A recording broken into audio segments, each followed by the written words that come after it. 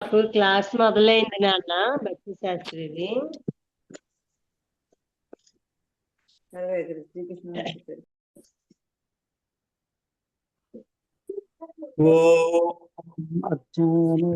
ज्ञानतिमिरान्धस्य ज्ञानाञ्जनशलाकया चक्षुरोन्मिलितं येन तस्मै श्रीगुरवे नमः। श्रीचैतन्यावलोकितं स्थापितं येन भूतले स्वयं रूपा कथामहि ददाति स्वापदान्तिकम्। वन्देऽहं श्रीगुरो श्रीयुतापदकमलं श्रीगुरून् वैष्णवांश्च श्रीरूपं साग्रजातां सहगणा रघुनाथान्वितं तं सजीवं साद्वैतं सावधूतं परिजना सहितं कृष्ण चैतन्य देव श्री राधा कृष्ण पदां सहगणा ललिता श्री विशाखान्वितांश्च हे कृष्णा करुणा सिंधो दीनबन्धो जगत्पते गोपेशा गोपिका कांता राधा कांता नमोस्तुते तप्त कांचना गौरांगी राधे वृंदावनेश्वरी वृषभानुसुते देवी नमामि हरिप्रिये वाञ्छाकल्पतरुभ्यश्च कृपा सिन्धुभ्य एव च पतितानां पावनेभ्यो वैष्णवेभ्यो नमो नमः। जय श्री कृष्ण चैतन्य प्रभु नित्यानंद श्री अद्वैता गदाधर श्रीवासादि गौर भक्त वृंद हरे कृष्णा कृष्णा कृष्णा हरे हरे हरे रामा राम राम हरे हरे। ओम नमो भगवते वासुदेवाय। ओम नमो भगवते वासुदेवाय। ओम नमो भगवते वासुदेवाय। नारायणं नमस्कृत्यं नरं चैव नरोत्तमं देवीं सरस्वतीं व्यासं ततो जयमुदीरयेत्। नष्टप्रायेषु भद्रेषु नित्यं भागवत सेवया भागवती उत्तमश्लोके भक्तिर्भवती नैष्टिकी। कृष्णाय वासुदेवाय देवकी नंदनाय च नंदगोपः कुमाराय गोविंदाय नमो नमः। नमो महावधन्याय कृष्ण प्रेम प्रदायते कृष्णाय कृष्ण चैतन्य नाम्ने गौरत्विषे नमः। नमः पंकजनाभाय नमः पंकजमालिने नमः पंकजनेत्राय नमस्ते पंकजांग्र्ये। नमो ब्राह्मण्याय देवाय गो ब्राह्मण्याय हिताय च जगद्हिताय कृष्णाय गोविंदाय नमो नमः। नमः ओं विष्णुपदाय विष्णुपृष्ठाय भूतले श्रीमते भक्ति वेदांता स्वामी निधि नामिने। नमस्ते सरस्वती देवे गौरवाणी प्रचारिणे निर्विशेष शून्यवादी पाश्चात्य देश तारिणे। जय श्री कृष्ण चैतन्य प्रभु नित्यानंद श्री अद्वैत गदाधार श्रीवासादि गौर भक्त वृंद हरे कृष्णा कृष्णा कृष्णा हरे हरे हरे राम राम राम हरे हरे। మూకం కరోతి వాచాలం పంగులగైతమాహం వందే శ్రీగురుం దీనతారీణం బ్రహ్మానంద మాధవం శ్రీ చైతన్యీశ్వరం అపవిత్ర పవిత్రో వా సర్వాస్తు జతోపి వా స్మరేతి పుండరీకాక్షం బాహ్యాభ్యంతర శుచిః శ్రీ విష్ణు శ్రీ విష్ణు శ్రీ విష్ణు. హరే కృష్ణ. హరే కృష్ణ. సో ఎక్కడున్నాం మనం? ఎవరితో స్టార్ట్ చేయాలి? మొన్న చంద్రమౌళి ప్రభుత్వం స్టార్ట్ చేయాలనుకున్నాము, బావగారితో స్టార్ట్ చేసినట్టున్నాము. 61వ అధ్యాయం కదా ప్రభుజీ? 65. 65. సుజాత మాతాజీ గాని, డాక్టర్ శారదా మాతాజీ గాని మేము చదవచ్చండి. సార్ చదవండి బాగా, మీతో స్టార్ట్ చేద్దాం.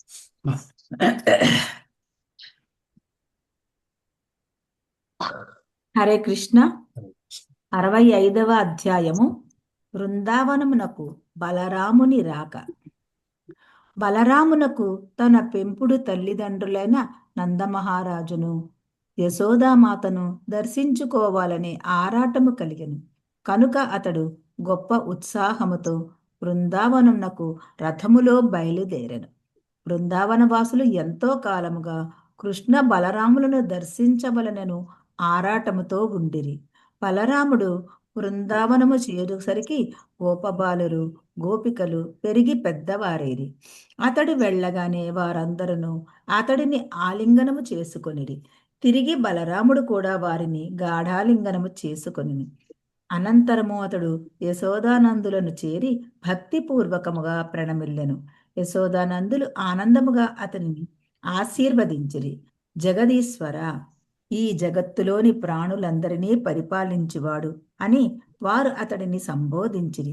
అందుకు కారణము కృష్ణ బలరాములు ఇరువురును ప్రాణులందరినీ పాలించువారు.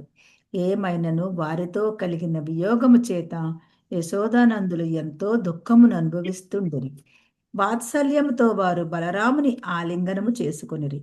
అతడిని తమ ఒడిలో కూర్చుండబెట్టుకుని గట్టిగా రోదిస్తూ తమ అశ్రువులతో బలరాముని ముంచెత్తిరి. అనంతరము బలరాముడు గోప వృద్ధులందరినీ భక్తిపూర్వకముగా ప్రణమిల్లెను. తనకంటే వయస్సులో చిన్నవారైన గోపాలుర ప్రణామములను స్వీకరించెను. అట్లు వారి వారి వయస్సులకు బంధుత్వములకు అనుగుణముగా బలరాముడు వారందరినీ గౌరవించెను. తనతో సమాన వయస్కులైన వారితో కరచాలనములు చేసి బిగ్గరగా నవ్వుతూ ప్రతి ఒక్కరిని ఆలింగనము చేసుకునిరి. ఇట్లు గోపాలుర గోపికల నందయశోదల స్వాగతములను అందుకుని వారందరి నడుమ బలరాముడు ఆసీనుడయ్యును. ముందుగా బలరాముడు వారి యోగక్షేమములను విచారించను. పిమ్మట ఎంతో కాలముగా అతడిని దర్శించనట్టి బృందావనవాసులు అనేక ప్రశ్నలు వేయసాగిరి. వారు కేవలము శ్రీకృష్ణుని నేత్ర కమలాల సౌందర్యమునకు ఆకర్షింపబడి అతని కొరకు తమ సర్వస్వమును సమర్పించుకొనిరి. ఎందుకనగా శ్రీకృష్ణుని ప్రేమించబడిన వాంఛ చేత వారెన్నడూ అతడిని ఊర్ధ్వలోకములను కలిగించవని గాని పరమ సత్యముతో ఐక్యమగుటకు బ్రహ్మైక్యమును ప్రసాదించమని గాని కోరలేదు. ఐశ్వర్యపూరితమైన జీవితము పట్ల వారికి ఆసక్తి లేదు. కేవలము ఆ పల్లెలో గోపాలకులుగా సరళ జీవితమును గడుపుటయే వారికి ఆనందము కలిగించును. నిరంతరము వారు శ్రీకృష్ణుని గూర్చిన ఆలోచనలతోనే నిమగ్నులై ఎట్టి వ్యక్తిగత లాభములను ఆశింపలేదు. శ్రీకృష్ణుని పట్ల వారి ప్రేమ ఎంత గొప్పదనగా శ్రీకృష్ణుని గూర్చి బలరాముని ప్రశ్నించినప్పుడు వియోగ దుఃఖముతో వారి కంఠములు గద్గదమయ్యను. హరే కృష్ణ ప్రభుజీ. దండవత్ ప్రణామం. హరే కృష్ణ ప్రభుజీ. ముందుగా నందయశోదలు బలరాముని ఇట్లా ప్రశ్నించిరి. నాయన బలరామ, ఆప్తులైన వసుదేవుడు మరియు ఇతర కుటుంబ సభ్యులందరూ సుఖముగా ఉన్నారా? ఇప్పుడు నీవును శ్రీకృష్ణుడును పెరిగి పెద్దవారే వివాహితులైనారు, పుత్రులను ఎత్తినారు. మీ సంసార జీవితానందంలో మీరెప్పుడైనాను దురదృష్టవంతులైన మీ తల్లిదండ్రులను స్మరించుదురా? మీరు పాపాత్ముడైన కంసును వధించిన పిమ్మట మా మిత్రులైన వసుదేవాదుల కష్టములు తీరినవి. అట్లే నీవును శ్రీకృష్ణుడును కలిసి జరాసంధ కాలయవనులను ఓడించరని కాలయవనుని అంతమొందించి ప్రస్తుతం మీరు జలదుర్గమైన ద్వారకలో నివసిస్తుండని వార్త అన్ను శుభవార్త విని మేము ఆనందించితిమి. గోపికలు తనను సమీపించగానే బలరాముడు ప్రేమతో వారిని వీక్షించారు. దీర్ఘకాలముగా కృష్ణ బలరాముల వియోగ దుఃఖమును అనుభవించిన గోపికలు అతడిని చూచి ఆనందపరవశులై ఆ సోదరులు ఇరువురి యోగక్షేమమును గురించి విచారించసాగారు. ప్రధానముగా ద్వారకాపురిలోని నాగరిక స్త్రీల చేత చుట్టుముట్టబడిన శ్రీకృష్ణుడు సంతోషముగా ఉండనా అని వారు బలరాముని ప్రశ్నించిరి.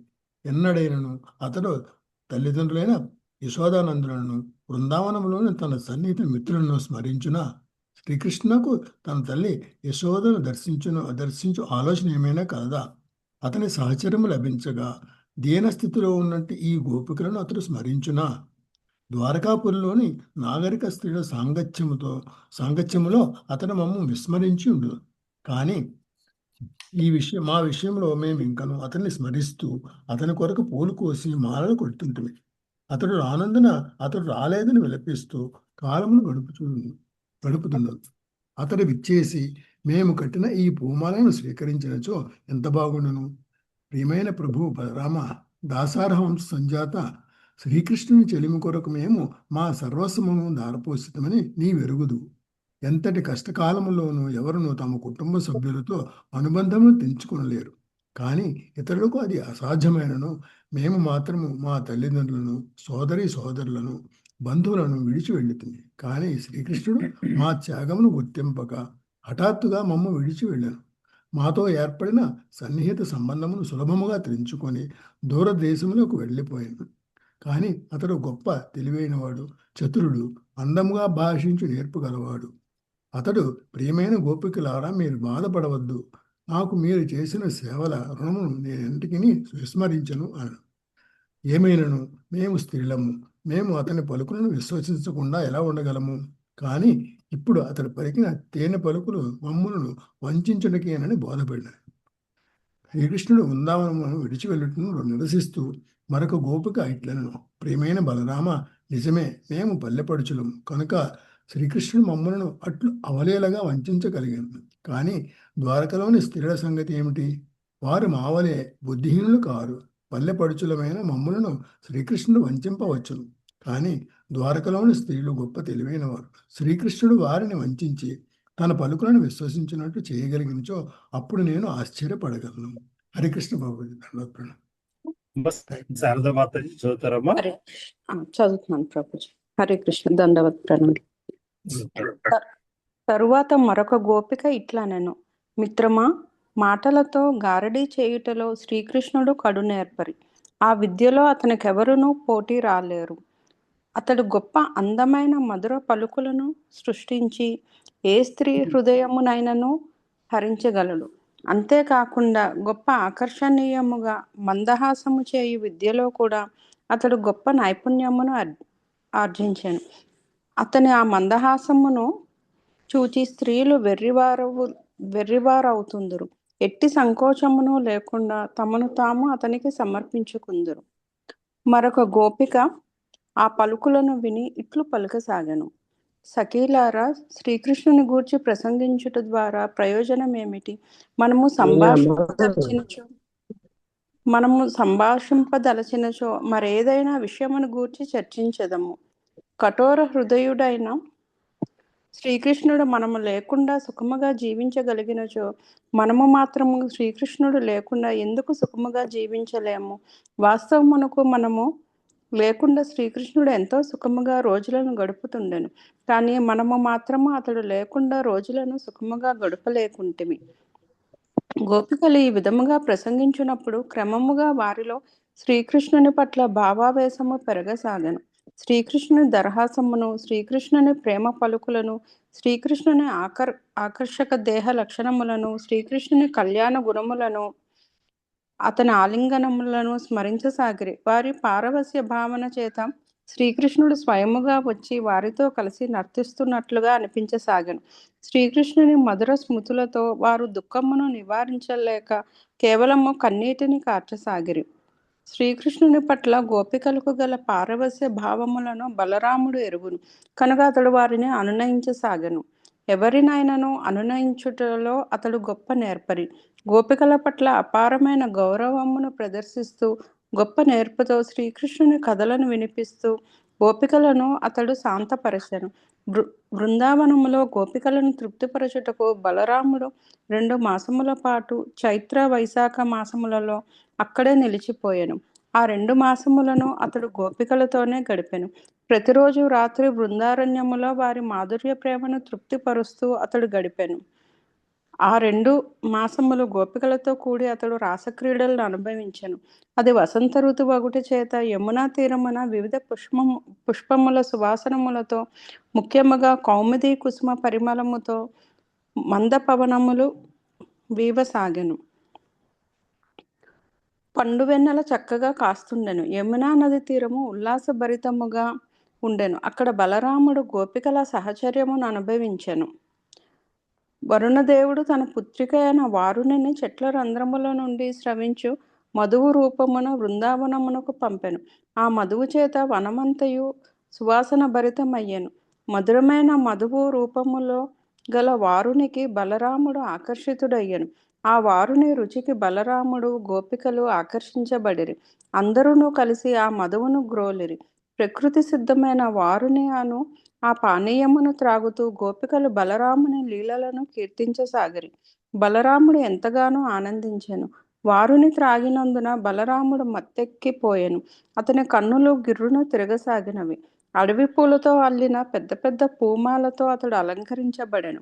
ఆ దివ్యానందము చేత అక్కడ ఏదో ఆనందోత్సాహము జరుగుతున్నట్లు కనిపించెను. బలరాముడు మధురముగా మందహాసము చేసెను. అతని ముఖముపై గల స్వేద బిందువులు ఉదయకాలములోని మంచు బొట్ల వలె కనిపించెను. ముందుకెళ్దాం ప్రభుజీ. థ్యాంక్ యూ ప్రభు. ప్రభాకర్ ప్రభు చదువుతారా ప్రభు? హరే కృష్ణ ప్రభు. సెల్లోనే చూస్తున్నానండి, పుస్తకం లేదు నా దగ్గర. సరే, చూడగలరా మరి? పర్లేదా? చూస్తున్నానండి. అట్టి ఆనందకర స్థితిలో బలరామునకు గోపికలతో కలిసి యమునలో జలక్రీడలు లాడవలనని కోరిక కలిగాను. కనుక అతడు తమ చేరువునకు రమ్మని యమునా నది ఆజ్ఞాపించాను. కానీ అతడు మదిర పానమత్తుడు అయ్యాడని తలచి యమునా నది అతన్ని ఆజ్ఞను పాటించలేదు. యమున తన ఆజ్ఞను లెక్క చేయనందున బలరామునికి ఆగ్రహము కలిగాను. అతడు వెంటనే యమునా నది చేరుగానున్న నేలను తన నాగలితో దున్నుటకు పూనుకొను. బలరామునికి 2 ఆయుధములు కలవు. ఒకటి హలము నాగలి, రెండవది గద. ఏది అవసరమైనప్పుడు దాన్ని అతడు ప్రయోగించును. ఈసారి యమునకు బలత్కారముగా తన వద్దకు వచ్చినట్లు చేయుటకు హలాయుధము ప్రయోగించను. యమున తన ఆజ్ఞను పాటించనందున ఆమె దండింపదలిచెను. యమునతో అతడు ఇట్లు పలికెను: ఓసే దుష్టురాల యమున, నీవు నా ఆజ్ఞను లెక్క పెట్టలేదు. నేను నీకు గుణపాఠం నేర్పెదను. నా వద్దకు నీవు స్వచ్ఛందముగా రానందున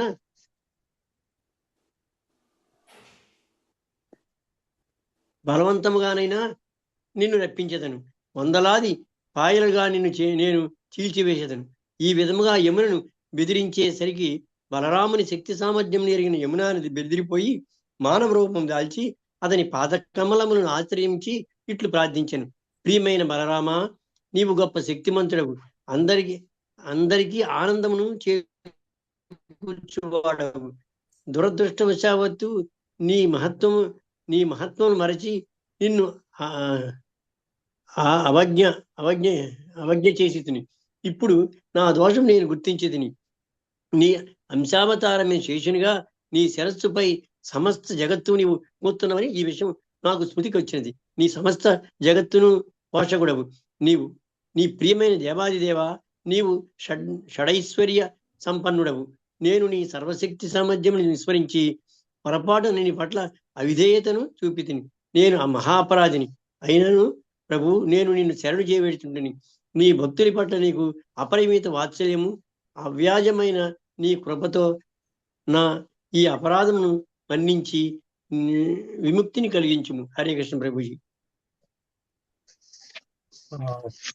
ఒక్క పారాగ్రాఫ్ ఉంది ప్రభు, చదివేస్తా అంటే చదివే. ప్రభుజీ హరే కృష్ణ ప్రభుజీ. చదవండి అమ్మా. హరే కృష్ణ. ఇట్లు వినయమున ప్రదర్శించుట చేత యమునకు క్షమాభిక్ష లభించెను. యమునా నది చేరువకు రాగా ఆ నదీ జలములలో బలరాముడు మందించిన ఏనుగు ఆడ ఏనుగులతో కలిసి విహరించినట్లుగా అతడు గోపికలతో కలిసి యథేచ్ఛగా జలక్రీడలను ఆనందించెను. చాలా కాలం పిమ్మట తృప్తిగా అట్లు జలక్రీడలాడి అతడు నీటి నుండి బయటకు రాగానే ఒక భాగ్యదేవత ప్రత్యక్షమై నీల వస్త్రములను ఒక సువర్ణ కంఠహారమును అతనికి సమర్పించెను. బలరాముడు ఆ నీలిరంగు వస్త్రములను ధరించి స్వర్ణభూషణములతో అలంకరించుకొని అందరినీ ఆకర్షించెను. బలరాముని దేహఛాయ తెలుపు. చక్కటి వస్త్రములను భూషణములను ధరించిన బలరాముడు దేవేంద్రుని ఐరావత గజము వలె అగుపించెను. బలరాముని నాగలి కొనలతో చేల్చబడుట చేత నేటికిని యమునా నది అనేక పాయలతో కనిపించును. యమునా నది యొక్క ఈ వివిధ పాయలు నేటికిని బలరాముని సర్వశక్తిమత్వమును చాటుచుండును.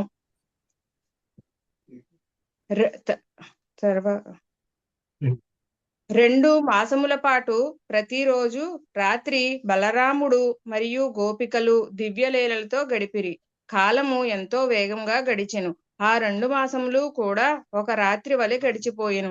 గోపికలు మరియు బృందావన వాసులందరూ పూర్వము ఆ ఇరువురు సోదరులైన కృష్ణ బలరాములు అక్కడ నివసించినప్పుడు పొందినట్టి విద్యానందమునే బలరాముని సమక్షంలో తిరిగి పొందిరి.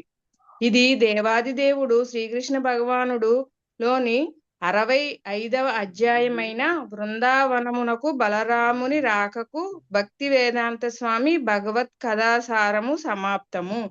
హరే కృష్ణ. థ్యాంక్ యూ అమ్మా. థ్యాంక్ యూ ప్రభు. ప్రభు ఉన్నారా ప్రభు? జయదాంబ మాత చదువుతారమ్మా.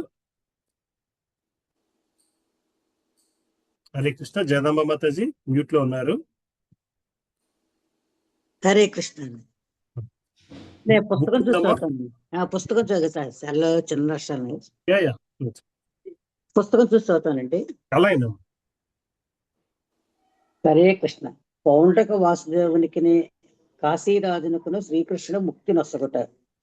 పౌండ్రక రాజు కథ మిక్కిలి ఆసక్తిజనకమైనది. అన్ని కాలముల్లోనూ నేనే భగవంతుడిని ప్రగల్భముగా ప్రకటించు మూడులను దుష్టులను ఉందురు. దేవదేవుడే శ్రీకృష్ణుని కాలమును కూడా అట్టి మూఢాగ్రేసురుడు ఒకడు తయారయ్యాను. అతని పేరు పౌండ్రకుడు. తానే దేవదేవుడని అతడు ప్రకటించుకున్నా. బలరాముడు బృందావనం సందర్శింప నరిగిన సమయంలో కరుష రాజ్యాధీశుడైన ఈ పౌండ్రకుడు మూఢత్వముతో గర్వముతో విర్రవేగుచు శ్రీకృష్ణ భగవాన్ వద్దకు ఒక దూతను పంపెను. శ్రీకృష్ణుడు దేవాదేవుడని సర్వలోకముల వారు అంగీకరించరు. కానీ పౌండ్రకుడు మాత్రము కృష్ణుని వద్దకు దూతను పంపించి ఆయన దేవాదేవత్వమును సవాల్ చేసెను. ఆనాడు లోకములో వాసుదేవుడు కృష్ణుడు కాదనియో పౌండ్రకుడే వాసుదేవుని ఆ దూత పలికను. నేను అట్టి మూడులకు అనేక మంది అనుయాయులు కలరు కదా. అట్లే ఆనాడు కూడా పలువురు మూడులు పౌండ్రకుని దేవాదేవుని గాను వాసుదేవుని గాను అంగీకరించిన వారుండ్రి. తన స్థితి ఏమో తాను గుర్తింపలేనివాడు కావున పౌండ్రకుడు మాయావసుడై తాను వాసుదేవుని భావించను. తత్పర్యవసానముగానే అవ్యాజమైన అనుగ్రహంతో దేవాదేవుని పౌండ్రక వాసుదేవుడు దీనోద్ధరణకై భూమిపై అవతరించని పౌండ్రకుని దూత శ్రీకృష్ణ సభలో ప్రకటించను. పలువురు మూడులచే పరివృతుడైన ఆ మూఢాగ్రేశ్వరుడు పౌండ్రకుడు నిజముగానే తాను దేవదేవుడు వాసుదేవుడు నిర్ణయములకు వచ్చును. ఇట్టి నిర్ణయము నిజమునకు బాల్యశాపనంతో కూడినది. పిల్లలు ఆటలాడుకున్న సమయమున వారిలో ఒకరిని రాజుగా భావించరు. ఆ బాలుడు అజ్ఞానముతో నిజముగానే తన రాజునని విర్రవీగుచుండను. అదే విధముగా పలువురు మూడులు తమ అజ్ఞానం వల్ల మరి ఒక మూడుని దేవదేవునిగా ఎన్నుకొందరు. ఆ మూఢాగ్రసుడు పిల్లల ఆటలోను ఓట్ల లెక్కింపులోను దేవదేవుడు సృజింపబడినని విశ్వసించి నిజముగానే తానే దేవదేవుడు అనుకున్నాం. ఇట్టి పొరపాటు అభిప్రాయంతోనే తాను వాసుదేవుని భ్రమించుతూ పౌండ్రకుడు కృష్ణుని వాసుదేవత్వమును సవాల్ చేయుటకు ద్వారకా నగరునకు తన దూతను పంపెను. ఆ దూత ద్వారకలో కృష్ణుని కొలువు కూటమును చేరి తన యజమాని పౌండ్రకుని సందేశమును వినిపించాను. ఆ సందేశం ఇట్లున్నది: నేను ఒక్కడనే దేవాదేవుడు మా వాసుదేవుడను, మరి ఒక వ్యక్తి ఎవడు నాతో పోటీ పడజాలడు. అనంతమైన అవ్యాజమైన నా కరుణతో దైన్యములో మునిగి ఉన్న బద్ధజీవులు ఉద్ధరించుటకే పౌండ్రక రాజుగా నేను అవతరించుతుని. అధికారము లేకుండా నీ వాసుదేవుని పదవిని అసత్యముగా వహించున్నావు. ఈ అసత్యము నీవు ప్రచారం చేయరాదు. నీ వాసుదేవత్వం నీవు పరిచయించవలను. యదువంశంలో జన్మించిన ఓ కృష్ణ, నా మాట విని అసత్యముగా నీవు దర్శించున్న వాసుదేవుని లాంఛములన్నిటినీ పరిచయించుమా. అట్లు పరిచయించి అటు పిమ్మట నీవు నన్ను శరణు వేడుకొను. నీ గర్వోన్మత్తత వలన నీవు నా మాటలను లక్ష్యం చేసినచో నిన్ను యుద్ధమునకు రమ్మని నేను సవాల్ చేయుచున్నాను. అట్టి యుద్ధములోనే యథార్థము నిరూపణం కాగలదు. హరే హరే కృష్ణ. కృష్ణ. హరే కృష్ణ. సుబ్బలక్ష్మి మాత చదువుతారమ్మా? ప్రభుజీ. హరే కృష్ణ. ఉగ్రసేన మహారాజుతో సహా రాజ్యసభలో గల సభాసదులందరూ పౌండ్రకుడు పంపిన సందేశమును విని చాలాసేపు బిగ్గరగా నవ్వుకొనిరి. సభాసదుల నవ్వులకు ఆనందించి శ్రీకృష్ణుడు పౌండ్రకుడు పంపిన దూతతో ఇట్లనెను: ఓయి పౌండ్రక దూత, నా సందేశమును నీవు ఇప్పుడు నీ యజమానికి తెలుపుము. నీవు గొప్ప మూర్ఖుడవు. నేను నిన్ను నేరుగా మూర్ఖాగ్రేసరుడవని సంబోధిస్తూ నీ ఆదేశములను పాటించుటకు నిరాకరిస్తుంటిని.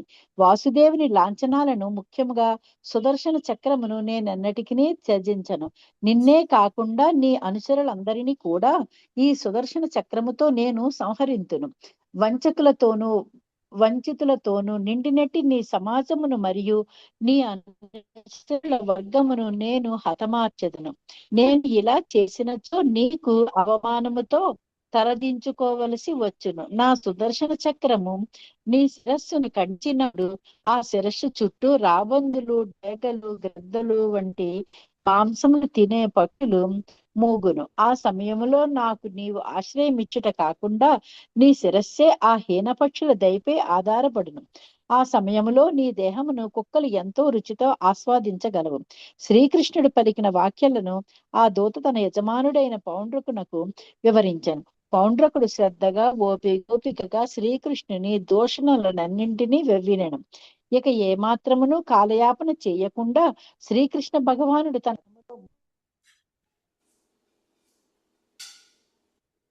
హరే కృష్ణ. కనెక్షన్ పోయిందమ్మా. ఇక ఏమాత్రమును కాలయాపన చేయకుండా శ్రీకృష్ణ భగవానుడు తన రథములో మూర్ఖాగ్రేసుడైన ఆ పౌండ్రకుని దండించుటకు బయలుదేరాడు. ఆ సమయంలో కరుష దేశాధిపతి అయిన పౌండ్రకుడు అతని మిత్రుడైన కాశీరాజు వద్ద చదువుతాను ప్రభుజీ. కాశీ నగరమును ముట్టడించాడు. చదవండి. అది నెట్ కట్ అయిపోయింది ప్రభుజీ. సారీ ప్రభుజీ. హరే కృష్ణ. పౌండ్రక రాజు గొప్ప యోధుడు. శ్రీకృష్ణుడు తనపై దండెత్తి వచ్చినని వార్తను వినగానే 2 అక్షౌహిణుల బలముతో కూడి అతడు కాశీనగరము బయటకు వచ్చెను. పౌండ్రకుని మిత్రుడైన కాశీరాజు కూడా మిత్రునికి సహాయము చేయుట కొరకే మూడ చౌహిణుల బలముతో అతని వెంట వచ్చెను. ఆ ఇరువురు రాజులు అట్లు శ్రీకృష్ణుని ఎదురించుటకు వచ్చినప్పుడు మొదటిసారిగా శ్రీకృష్ణుడు పౌండ్రకుని చూచెను. అతడు శంఖ చక్ర గదా పద్మ లాంఛనములతో తనను తాను అలంకరించుకొని ఉండెను. శారంగము అను కృత్రిమ ధనస్సును కూడా ధరించెను. వక్షస్థలముపై శ్రీవత్స లాంఛనమును కూడా అలంకరించుకొనెను. మెడలో ఒక కృత్రిమ కౌస్తుభమణిని కూడా ధరించి ఉండెను. వాసుదేవుని అనుకరిస్తూ అతడు కూడా ఒక పూమాలను కంఠమున ధరించెను. పట్టు పీతాంబరమును కట్టుకొని ఉండెను. అతని రథముపై గల ధ్వజముపై కూడా సరిగ్గా శ్రీకృష్ణుని ధ్వజముపై వలె గరుడ లాంఛనము ఉండెను. అత్యంత విలువైన కిరీటమును అతడు ధరించెను. అతని మకర కుండలములు దగదగా మెరుస్తుండెను. ఏమైనను అతని వేషమంతయు పూర్తిగా వాసుదేవుని అనుకరిస్తుండెను. రంగ అనుకరణ దుస్తులను ధరించి వాసుదేవుని వలె నటించి ఒక నటుని వలె అతని వేషము కనిపించుటను ఎవరైనను చూడవచ్చును. తన వేషభాషలను అనుకరిస్తున్నట్టు పౌండ్రకుని చూచి శ్రీకృష్ణునకు నవ్వు వచ్చెను. అతడు తన నవ్వును నిలువరించలేక మనసారా నవ్వుకొనెను. చదవమంటారు ప్రభుజీ? హరే కృష్ణ ప్రభుజీ. Thank you Prabhuji. పద్మప్రియ మాతాజీ చదువుతారమ్మా? హరే కృష్ణ ప్రభుజీ. దండోత్సవం ప్రభుజీ.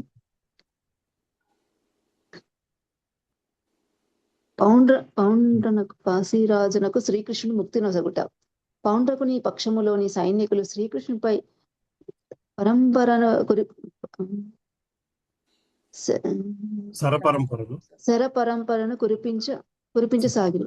వారి ఆయుధములలో వివిధ ఆకారములు గల త్రిశూలములు, గదలు, దండములు, బల్లెములు, ఖడ్గములు, బాకులు, అమ్ములు ఉండెను.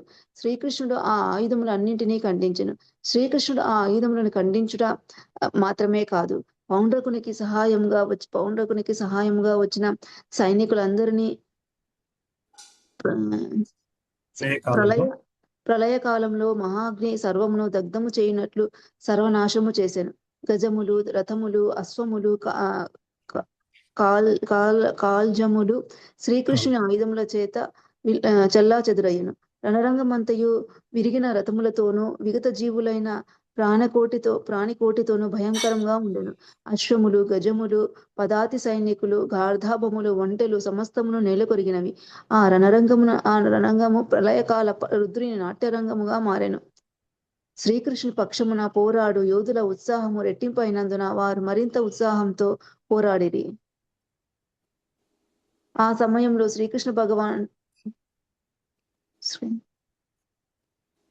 శ్రీకృష్ణ భగవానుడు పౌండ్రకునితో ఇట్లా నేను పౌండ్రక, విష్ణు భగవాన్ని చిహ్నములను ముఖ్యముగా సుదర్శన చక్రమును త్యజించమని నీవు నన్ను కోరితివి. ఇప్పుడు ఆ చక్రమునే ప్రయోగించదను. సావధానుడవై ఉండుము. నీవు నన్ను అనుకరిస్తూ కృత్రిమముగా రూపములో వాసుదేవుడవని ప్రకటించుకుంటివి కనుక నీకంటేను గొప్ప మూర్ఖుడు మరొకడు ఉండరు. శ్రీకృష్ణుడు ఈ పలుకుల నుండి మానవ సమాజంలో తానే భగవంతుడని చెప్పుకున్న వారు మూర్ఖాగ్రేసరులు అని స్పష్టముగా తెలుస్తుండెను. శ్రీకృష్ణుడు పౌండ్రకునితో ఇంకనూ ఇట్లనెను, పౌండ్రక, ఇకనైనను నీ కృత్రిమ నటనకు స్వస్తి పలుకుము. నీవు నన్ను శరణు వేడవలని కోరితిని. ఇప్పుడు నీకు అవకాశము వచ్చినది. మనము ఇరువురము పోరాడుదుము. నేను ఓడి నీవే జయించినచో అప్పుడు నిశ్చయముగా నేను నిన్ను శరణు వేడదను. ఈ విధముగా పౌండ్రకుని తీవ్రముగా మందలించి ఒక బాణముతో అతని రథమును ఖండించను.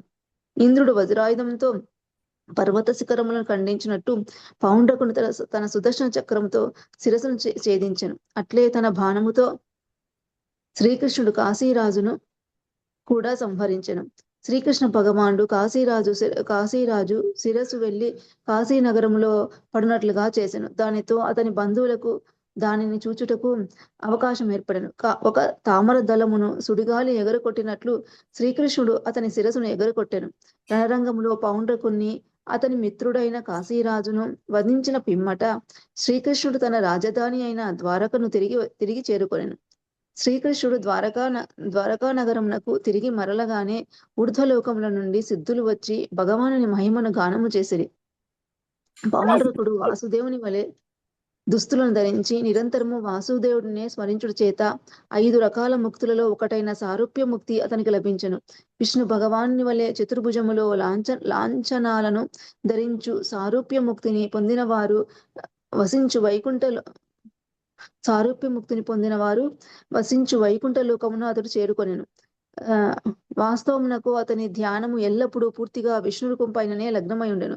కానీ అతడు చేసిన దోషము తానే విష్ణువునని భావించుట శ్రీకృష్ణునిచే వధింపబడుట చేత ఆ దోషము తొలగిపోయెను. ఆ విధంగా అతనికి సారూప్య ముక్తి లభించి భగవాని రూపం వంటి రూపము లభించెను. కాశీరాజు హరే కృష్ణ. Thank you Prabhuji. హరే కృష్ణ. శాంతిమాత చదువుతారమ్మా. హరే కృష్ణ ప్రభు. కాశీరాజు తలను నగరద్వారము గుండా లోనికి విసిరినప్పుడు ఈ వింత వస్తువును చూచుటకు జనులు దాని చుట్టూ మూగిరి. ఆ శిరస్సు కుండలములను ధరించుట చేత అది ఎవరి శిరస్సోనని భావించిరి. అది ఎవరి శిరస్సై ఉండునా అని వారు తర్కించసాగిరి. వారిలో కొందరు శ్రీకృష్ణుడు కాశీరాజుకు శత్రువు కనుక అది శ్రీకృష్ణుని శిరస్సే అయి ఉండునని భావించిరి. కాశీరాజే శ్రీకృష్ణుడి శిరస్సును అట్లు కాశీ నగరంలోనికి విసిరివేయబడినచో ప్రజలందరూ శత్రువు సంహరించబడినని ఆనందించే అవకాశము కలిగినని వారి భావన. కానీ చివరకు అది శ్రీకృష్ణుడి శిరస్సు కాదని కాశీరాజు శిరస్సేనని నిర్ధారించబడిను. ఆ విషయము నిర్ధారణ కాగానే కాశీరాజు రాణులందరినూ ఆ శిరస్సు చుట్టూ చేరి వారు, ప్రియనాథ, నీవు మరణించుట చేత మేము మృత శరీరములుగా మారితిమి అని విలిపిస్తూ రోధించసాగిరి. కాశీరాజుకు సుదక్షిణుడను ఒక పుత్రుడు కలడు. తండ్రి అంత్యక్రియలను పూర్తి చేసిన పిమ్మట అతడు తన తండ్రికి శత్రువైన శ్రీకృష్ణుని సంహరించి తన పితృ రుణమును తీర్చుకొనదనని శపథము చేసెను. కనుక పండితుడైనట్టి ఒక ఋత్వికుని సహాయంతో మహాదేవుడైన శివుడిని అతడు అర్చించసాగెను. కాశీరాజ్యంలో ప్రధాన దైవం విశ్వనాథుడు. నేటికి వారణాసిలో విశ్వనాథుని ఆలయం కలదు. లక్షలాది యాత్రికులు నిత్యము ఆ ఆలయమును సందర్శిస్తుందరు. సుదక్షిణుని పూజల చేత ప్రీతి చెందిన శివుడు అతని ఎదుట ప్రత్యక్షమై వరమును ప్రసాదింపదలచెను. సుదక్షిణుని జయము శ్రీకృష్ణుని వధించుటయే. కనుక అతడిని వధించగల ఒక విశిష్టమైన శక్తిని ప్రసాదించమని అతడు శివుని వేడుకొనెను. శివుడు సుదక్షిణునికి అర్హులైన బ్రాహ్మణుల సహాయంతో ఒక అభిచార హోమమును నిర్వర్తించమని ఉపదేశించెను. అట్టి హోమమును గూర్చి కొన్ని తంత్రశాస్త్ర గ్రంథములలో తెలుపబడెను. అట్టి అభిచార హోమమును యథావిధిగా నిర్వర్తించినచో దక్షిణాగ్ని అను ఒక దుష్టశక్తి హోమగుండము నుండి ఉత్పన్నమై తన ఆదేశములను నెరవేర్చగలదని శివుడు సుదక్షిణనకు తెలిపాడు. బ్రాహ్మణుని తప్ప ఇతరులెవ్వరినైనను వధించమని దానిని ఆదేశింపవచ్చును. అప్పుడు అది శివుని సహచరులైన భూత ప్రేత పిశాచాదులతో కలిసి అతని ఆదేశమును నెరవేర్చగలదు. ఆ విధముగా తన శత్రువును వధించవలనను సుదక్షిణని వాంఛ నెరవేరును. అట్లు శివుని చేత ప్రోత్సహించబడిన సుదక్షిణకు తాను శ్రీకృష్ణుని వధింపగలనని విశ్వాసం కుదిరెను. కఠోర నియమములతోనూ దీక్షతోనూ మంత్రములను పఠిస్తూ ఋత్విక్కులతో కలిసి అభిచార హోమమును చేయుటకు అతడు పూనుకొనెను. పిమ్మట హోమగుండము నుండి ఒక భయంకర రాక్షసాకారము బయటకు వచ్చెను. దాని కేశములు, గడ్డము, మీసములు ఎర్రగా కాలిన రాగితో చేయబడినట్లు ఉండెను. ఆ రాక్షసుడు అగ్ని నుండి వెలువడగానే అతని కన్నుల నుండి నిప్పు కణములు రాలెను. అతని కనిబొమ్మల కదలికలు ఎంతో భయంకరములుగా నుండెను. అతనికి పదునైన పొడవైన దంతములు కలవు. అతడు తన నాలుకను ముందుకు చాచి పై పెదవి మరియు క్రింది పెదవులను స్పృశించెను. అతడు దిగంబరుడు. కణకణలాడు అగ్ని వలె మెరిసడి ఒక పెద్ద త్రిశూలము అతని చేతిలో నుండెను. హోమగుండము నుండి బయటకు వెలువడగానే అతడు సుదక్షిణుని ఎదుట నిలిచెను. సుదక్షిణుడు ఆదేశించగా భూత ప్రేతాదులైన తన అనుచరగణంతో సహా ఆ వింత రాక్షసాకారము ద్వారకా నగరం వైపునకు నడిచెను. సమస్త జగత్తును అతడు దగ్ధము చేయబోతున్నట్లుగా అగుపించెను. అతని అడుగులకు భూమి కంపించసాగెను. ద్వారకలో అతడు ప్రవేశించగానే దావాగ్ని నడుమ చిక్కుకొనిన జంతువుల వలె ద్వారకాపుర వాసులు భయకంపితులైరి. హరే కృష్ణ. థ్యాంక్ యూ ప్రభు. గోవింద కృష్ణ ప్రభు ఉన్నారమ్మా? ప్రభు లలిత మాతాజీ, రాధలీల దేవిదాస్ మాత చదువుతారమ్మా? చదువుతా ప్రభుజీ. హరే కృష్ణ ప్రభుజీ. ఆ సమయంలో శ్రీకృష్ణుడు తన రాజ్యసభలో మిత్రుడితో కలిసి యూద క్రీడతో వినోదిస్తుండను. అప్పుడు ద్వారకావాసులు వచ్చి త్రిలోకములను పాలించి ప్రభు అగ్నిపూర్వకుడైన ఒక రాక్షసుడు వచ్చి మన ద్వారకా నగరమును దగ్ధం చేయబోనున్నాడు. అతని భార్య నుండి మమ్మల్ని రక్షించు అని వేడుకోండి. ద్వారకా నగరమును సర్వనాశం చేయబోనున్నట్లుగా కనిపించినట్టే ఆ వింత రాక్షసుని భార్య నుండి తమను రక్షించమని ద్వారకాపురి వాసులు శ్రీకృష్ణుని వేడుకొన్నది. ప్రత్యేకించి భక్త రక్షకుడైన శ్రీకృష్ణ భగవానుడు ద్వారకలోని ప్రజలందరూ ఆ భయంకర రాక్షసుని చూసి భయగ్రస్తులైనట్లుగా తెలుసుకొనను. ఉన్నాహాసంతో ఆయన వెంటనే వారితో ఇట్లా, మీరు భయపడవలదు, మిమ్మల్ని నేను రక్షించదను. దేవాదేవుడిని శ్రీకృష్ణుడు సర్వవ్యాపి. ఆయన జీవులందరి హృదయములలో నెలకొని ఉండును. బాహ్యంగా కూడా ఈ శిశురూపంలో ఆయన కలడు. ఆ భయంకర రాక్షసుని శివుడు సృష్టించాలని ఆయన గ్రహించాను. ఆ రాక్షసునికి తగు విధముగా బుద్ధి చెప్పమని సుదర్శన చక్రమును శ్రీకృష్ణుడు ఆదేశించాను. కోటి సూర్యుల కాంతితో ప్రకాశించు సుదర్శన చక్రము ప్రత్యేకమైనది. ఆ చక్రములోని వేడి తాకిడికి సృష్టికి ప్రళయం సంభవించినప్పుడు జలదేవ అగ్నిలానికి భయంకరంగా ఉండెను. తన కాంతితో సుదర్శన చక్రం విశ్వమంతటిని చేస్తున్నది. క్రమంగా సుదర్శన చక్రం ఆ అగ్ని రాక్షసుని గడ్డ కట్టుకుపోవునట్లు చేయసాగను. ఆ విధంగా శ్రీకృష్ణుని సుదర్శన చక్రము ఆ అగ్ని రాక్షసుని అడ్డగించను. అటు ఆ రాక్షసుడు ద్వారకను దగ్ధం చేయటలో విఫలుడై కాశీరాజ్యం వైపు మరలను. ద్వారకా నగరమును దగ్ధం చేయలేక కాశీరాజు రాజధాని అయిన వారణాసి ఆ రాక్షసుడు తిరిగి వెళ్ళను. అతడు కాశీ చేరగానే అభిచార హోమమును నిర్వర్తించిన ఋత్వికులతో సహా సుదక్షిణుడు కూడా ఆ అగ్ని రాక్షసుని ఉజ్వలమైన వేడికి దగ్ధులైపోయాడు. తంత్రశాస్త్రంలోని అభిచార హోమమునకు సంబంధించిన సూత్రములను అనుసరించి ఆ మంత్రమును శత్రువును వధించినతో ఒకరిని వధించవలను కనుక తమను ప్రయోగించిన వ్యక్తిని అని అవి వధించను. ఆ అగ్ని రాక్షసులు ప్రయోగించినట్టు సుదర్శనుడు మరియు అతనికి సహకరించినట్టు పృథ్వీకులు అందరు దగ్ధులైపోయారు. రాక్షసుల ప్రవృత్తి ఇట్లుండును. భగవంతుని సంహరించుట కొరకు వారు దేనినో ఒక శక్తిని సృష్టిస్తుంటారు. కానీ వారు తాము సృష్టించిన ఆయుధముల చేతనే చివరకు వారు నశిస్తుంటారు. ఆ అగ్నికి రాక్షసుని వెన్నంటి వచ్చిన సుదర్శన చక్రం కూడా వారణాసి నగరము ప్రవేశించారు. ఈ వారణాసి నగరం అనాదిగా సకల సావిశ్వర్యములకు తొలగిన నేటికి వారణాసి ఆవిశ్వర్యములతో కూడుకున్నట్టి నగరము సుప్రసిద్ధము. భారతదేశ ప్రధాన సంగరములలో ఇది ఒకటి. ఆనాడు ఆ నగరంలో అనేక ప్రాసాదములు, సభాభవనములు, అంగడి వీధులు, ద్వారతోరణములు వంటి వైభవోపేతమైన కట్టడములు ఉండేవి. 4 వీధులు గల కూడలి వద్ద ఉపన్యాస వేదికలు ఉండేను. ధనగారములు ప్రత్యేకంగా ఉండేను. ఏనుగులు, గుర్రములు, రథములతోనూ, ధాన్యాగారములతోనూ, అన్నదాన క్షేత్రముల వంటి సంపదలతోనూ ఆ నగరం విరాజిల్లుతుండెను. ఇట్టి భౌతిక భోగములతో ఎంతో కాలం ఆ నగరం వైభవోపేతంగా విలసిల్లను. కానీ కాశీరాజును అతడు పుత్రుడైన సుదక్షిణుడు శ్రీకృష్ణ భగవాన్ని వ్యతిరేకించడం చేత శ్రీకృష్ణుని సుదర్శన చక్రం వంటి ప్రధాన ప్రదేశములన్నింటినీ దగ్ధం చేసి ఆ నగరం సర్వనాశం చేసింది. అది నేటి పాలకు పాంబుల వర్షంలో కంటే మిక్కిలి బీభత్సముగా ఉండను. అటు సుదర్శన చక్రము తన కర్తవ్యం నిర్వర్తించి ద్వారకా నగరంలోని శ్రీకృష్ణుని తిరిగి చేరుకుంది. శ్రీకృష్ణ సుదర్శన చక్రం చేత వారణాసి ధ్వంసం చేయబడిన ఈ కథ జీవమైనది మరియు శుభ్రపదమైనది. ఈ కథను ఎవరిని వినిపించినను విశ్వాసంతో శ్రద్ధతోను ఎవరిని ఆలకించినను వారి సమస్త పాప ఫలముల నుండి విముక్తిని సాధించగలరు. పరీక్షిత్ మహారాజుకు కథను వినిపించిన శ్రీ సుఖదేవ గోస్వామి చేసిన వాగ్దానం ఇది. ఇది దేవాదేవుడు శ్రీకృష్ణ భగవాన్ నందలి 66వ అధ్యాయమైన పౌండునకు కాశీరాజునకు శ్రీకృష్ణ ముక్తి నొసగుటకు భక్తి వేదాంత స్వామి భగవత్ కథాసారం సమాప్తం. హరే కృష్ణ కృష్ణ కృష్ణ హరే హరే, హరే రామ రామ రామ హరే. హరే కృష్ణ ప్రభుజీ. Thank you Prabhuji. నందకు ప్రభుజీ. చదువుతాను ప్రభుజీ. హరే కృష్ణ ప్రభుజీ. దండవత్నం. 67వ అధ్యాయం. ద్వివిధ వానరునికి విముక్తి. శ్రీల సుఖదేవ గోస్వామి శ్రీకృష్ణ భగవానుని దివ్య లీలలను గుణ లక్షణములను గూర్చి వివరిస్తుండగా ఆలకిస్తున్నట్టి పరీక్షిత్ మహారాజుకు ఆ దివ్య లీలల పట్ల ఉత్సాహము మరింతగా రెట్టింపయ్యను. అంతేకాకుండా అతడు మరిన్ని లీలలను వెనదలిచెను. అనంతరము శ్రీల సుఖదేవ గోస్వామి బలరాముని చేత సంహరింపబడిన వివిధ వానరుని కథను ఆ మహారాజుకు వివరించెను. ప్రపంచమంతటి నుండి 16,000 మంది రాజకన్యలను చేరబట్టి శ్రీకృష్ణుని చేత వధింపబడిన భౌమాసురుని నరకాసురుని గొప్ప మిత్రుడు ఈ వానరుడు. ద్వివిధుడు ఈ వానరూపము రాక్షసుడు సుగ్రీవునకు మంత్రి. ఇతని సోదరుడైన మైందుడు కూడా ప్రతాపవంతుడైన వానర రాజు.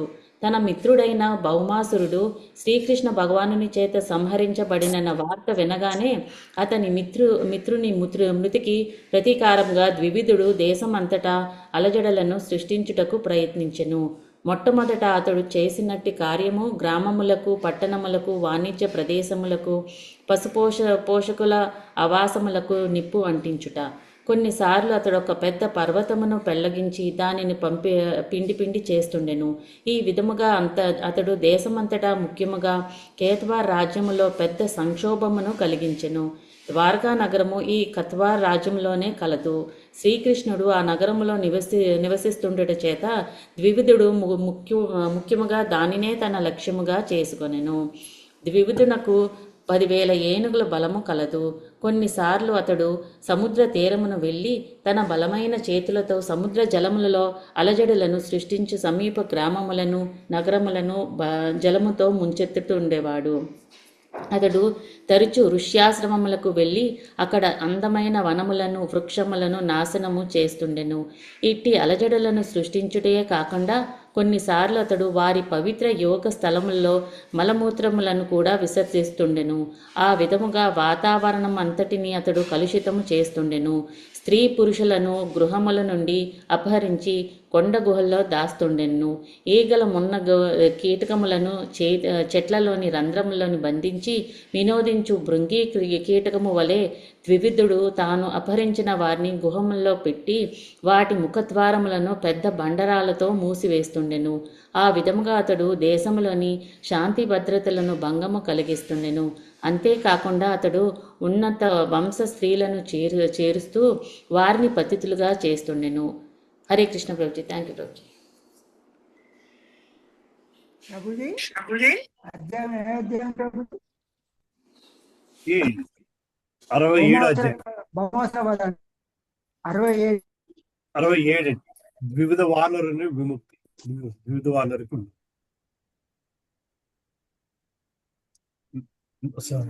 నెక్స్ట్ పార్వతి మాత ఉన్నారమ్మా? ఉన్నానండి ప్రభుజీ. హరి కృష్ణ ప్రభుజీ చదువుతాను. ద్వివిధుడను ఈ దుష్టవానరుడు చెట్టుపైకెక్కి ఒక కొమ్మ నుండి మరొక కొమ్మపైకి దుముకుతుండెను. కొన్నిసార్లు కొమ్మలను కదుపుతూ ప్రత్యేకించి కిలకలధ్వని చేస్తుండెను. బలరాముడు పారాగ్రాఫ్ ఉండిపోయింది కదమ్మా, అది చూస్తున్నా. ఎక్కడి వరకు చదివారండి? ఓకే అండి, ఓకే. ఇట్లు దేశమంతటిని అలజడులను గురి చేసి వానరుడు ఒకనాడు రైవత కాద్రి నుండి నివసిస్తున్న మధుర సంగీత ధ్వనులను విని ఆ పర్వత ప్రాంతమునకు వెళ్ళాను. అక్కడ బలరాముడు పలువురు సుందరీమణులతో కలిసి నృత్య గానాదులతో వినోదించుట అతను కనిపించను. బలరాముడి శరీర రావణ్యము, అంగసౌష్ఠవము, అతడు అలంకరించుకొనిన తామర తూడులను, పూదండలు అతడిని ఎంతగానో ఆకర్షించాను. అట్లే అక్కడ ఉన్నటి స్త్రీ యువతులు కూడా పూలమాలను ధరించి ఎంతో అందంగా కనిపించిరి. వారుని పానముతో బలరాముడు మత్తిల్లినట్లుగా కనిపిస్తుండెను. అతడు కనుగుడ్లు గుండ్రముగా తిరుగాడుతుండెను.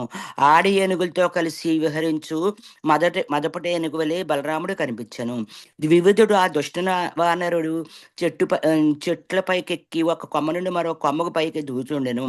కొన్నిసార్లు కొమ్మలను కుదుపుతూ ప్రత్యేకించి కిలకిల ధ్వని చేస్తుండెను. బలరాముడు ఆనందిస్తున్నట్టు ప్రశాంతమైన వాతావరణమునకు భంగం వాటిల్లెను. కొన్నిసార్లు ద్వివిధుడు స్త్రీలకు ఎదురుగా వెళ్లి వికృత చేష్టలు చేయసాగను. సహజంగా స్త్రీలు ప్రతి విషయమును తేలికగా తీసుకుని నవ్వేస్తుందరు. అట్లే వివిధ వానరుడు చేస్తున్న వికృత చేష్టలను వారు అంతగా పట్టించుకోకుండా కేవలము నవ్వి ఊరుకొనిరి. కానీ బలరాముడి సమక్షములో కూడా అతడు స్త్రీలను తన శరీరపు దిగువ భాగము చూపుట, దగ్గరగా వచ్చి పళ్ళి కుట్టించుట, కనుబొమ్మలను ఎగురువేయుట వంటి వెరిచేష్టలు చేయసాగను. బలరాముని సమక్షములోనే స్త్రీలను అట్లు అవమానించసాగను. బలరాముడు అను నామము అతని మిక్కిరి బలశాలి అని మాత్రమే కాకుండా ఆ బలమును ప్రదర్శించి ఆనందించువాడని కూడా తెలుపును. కనుక అతడు ఒక రాయిని తీసుకుని ద్వివిధుని పైకి విసిరాము. కానీ ఆ వానరుడు ఒకడు ఒడుపుగా రాత్రి పట్టు నుండి తప్పించుకొనెను. బలరాముని అవమానించుటకు వారునిలో కూడిన మట్టి పాత్రను అతడు అపహరించను. ఈ విధముగా తన పరిమిత శక్తులతో మదించిన వాడే బలరాముని మరియు ఇతర స్త్రీలు ధరించిన విలువైన వస్త్రములు చెంచసాగాను. అతడు బలరాముడు తనపై ఏం చేయజాలడని ధీమాతో వెర్రవీగుతూ బలరాముడు మరియు అతని సహచరులను పదే పదే అవమానించసాగాను.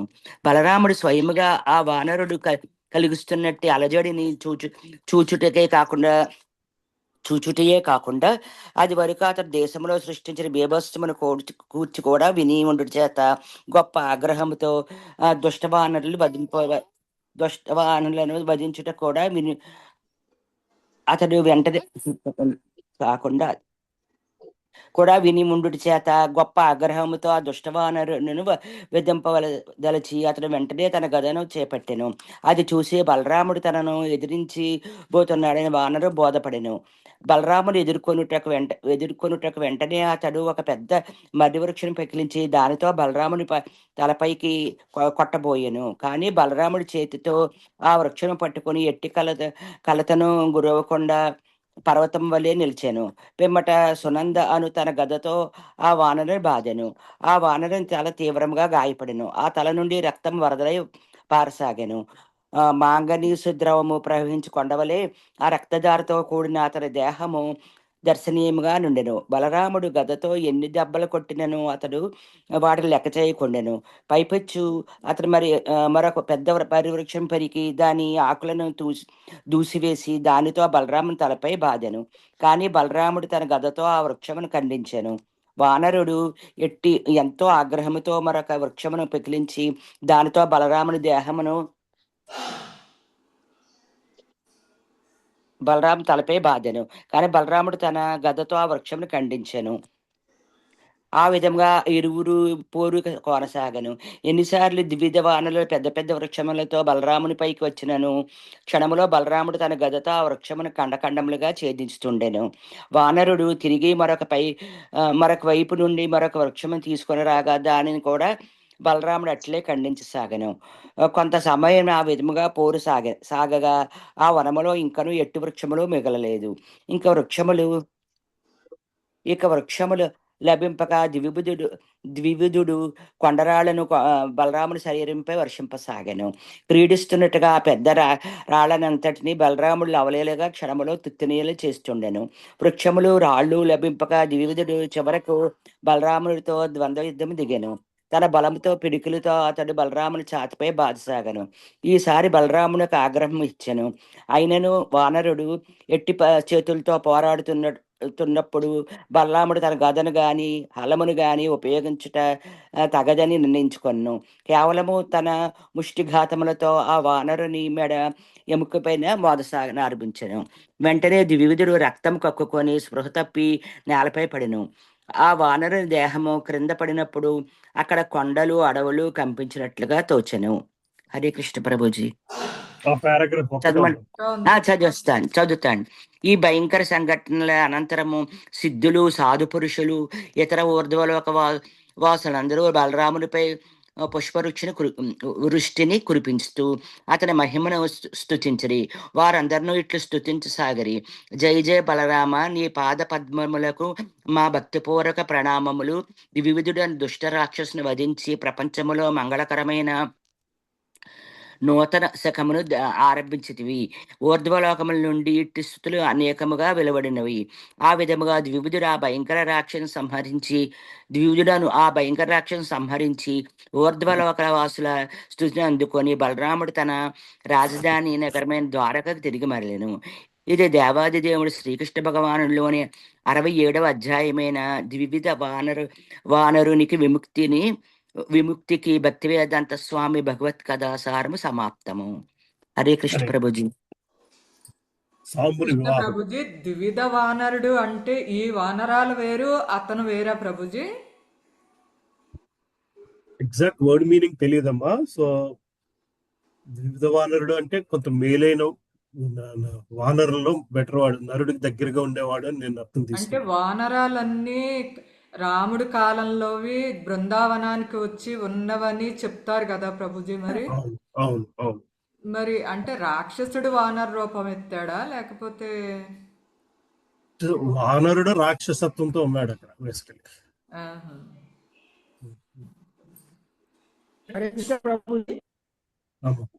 ప్రభు ఒక్క నిమిషం ప్రభు, మనం ఆర్డర్ లో చదువుకు వెళ్దాము, నేను చెప్తాను ప్రభు.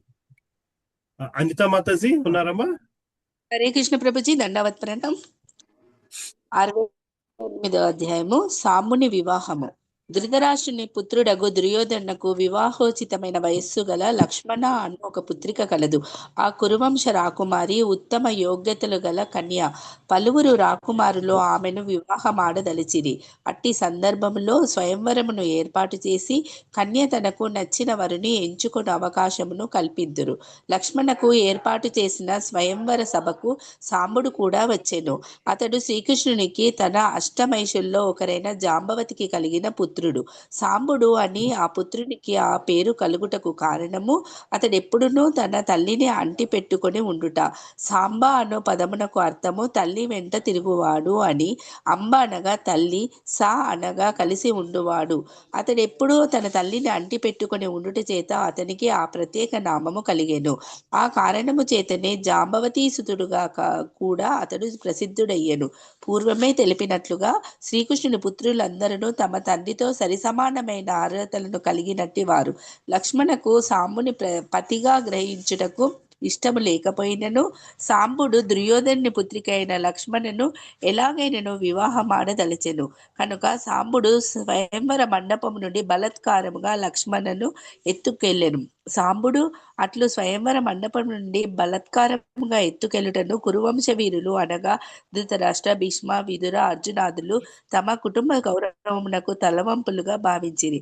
లక్ష్మణ సాంబుని పతిగా ఇష్టపడటలేదని ఆమెకు తన ఇష్టానుసారము వరుణ్ణి ఎంచుకొని అవకాశం ఇవ్వకుండా బలత్కారముగా అతని చేత ఆమె అపహరించబడినని వారికి తెలుసును కనుక అతన్ని తగు విధముగా దండించవలనని వారు నిశ్చయించుకొనిరి. అతడు మిక్కిలి గర్విష్టి అని తమ కురువంశ సంప్రదాయమునకు అతడు కలంకమును కలిగించనని ఏకగ్రీవంగా వారు అంగీకరించిరి. కనుక కురువంశ వృద్ధుల సలహా మేరకు సాంబుని బంధించవలనని వధించరాదని నిశ్చయించుకొనిరి. ఆ కన్యను సాంబుడు స్పృశించుట చేత ఆమెను మరొకరికిచ్చి వివాహం చేసరించి ఒకసారి పురుషుడు ఒక కన్యను స్పృశించినచో ఆ కన్య మరొక పురుషుని వివాహం అవట నిషిద్ధం.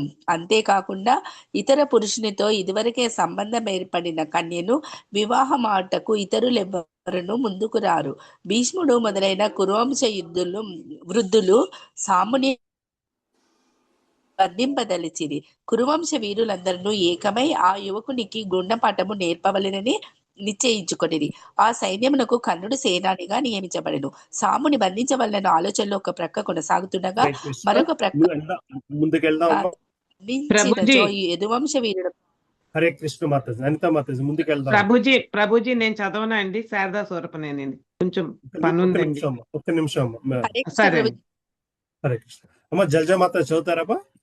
హరే కృష్ణ ప్రభుజీ, దండవత్ చదువుతాను ప్రభుజీ. సాముని బుక్ లో చదువుతాను ప్రభుజీ. ఓకే. సాముని బంధింపవలనను ఆలోచనలు ఒక ప్రక్క సాగుతుండగా మరి ఒక ప్రక్క అతనిని బంధించినచో యదువంశ వీరులకు ఆగ్రహము కలగగలదని కొందరు కురువీరులు అభిప్రాయపడిరి. యాదవులు దానిని ఒక సవాలుగా తీసుకుని తమపై యుద్ధము ప్రకటించు అవకాశం కలదని వారనిరి. వారు ఇంకను ఇట్లు తలపోసిరి, వారు మనపై దండెత్తి వచ్చినను మనలనేమి చేయగలరు? కురువంశ వీరులకు యదువంశ వీరులు సాటిరారు. కురువంశ రాజులు సార్వభౌములు. యదువంశ రాజులన్ననో తామొసగిన రాజ్యము అనుభవించుచున్నవారు. కౌరవులు ఇంకను ఇట్లు తలచిరి, తమ కుమారుడు బంధితుడయ్యనని వారు మన మీదికి యుద్ధమునకు వచ్చినచో మనము వారితో పోరాడదుము. మనమందరము వారికొక గుణపాఠము నేర్పదము. అప్పుడు ప్రాణాయామం వలన ఇంద్రియములు వశములైనట్లు తప్పనిసరిగా వారు మనకు దాసోహమందురు. యోగాశాస్త్ర ప్రక్రియలో దేహంలోని ప్రాణవాయువులు నియంత్రింపబడును. అప్పుడు ఇంద్రియములు ఇతర వ్యాపారములను మాని విష్ణుమూర్తిని ధ్యానం చేయుటయందే నిమగ్నమగును. సమాలోచనల అనంతరము భీష్ముడు, ధృతరాష్ట్రుడు మున్నగు కురువృద్ధుల అనుమతిని గైకొని కర్ణుడు, శల్యుడు, భూరి, శ్రవసుడు, యజ్ఞకేతువు, దుర్యోధనుడు ఆరుగురు మహారథులు భీష్మదేవుని మార్గదర్శకత్వంలో బయలుదేరి సాంబుని బంధించుటకు ప్రయత్నించిరి. యువకులలో పలు అంతస్తులు కలవు. మహారథులు వేరు, ఏకరథులు వేరు, రథులు వేరు.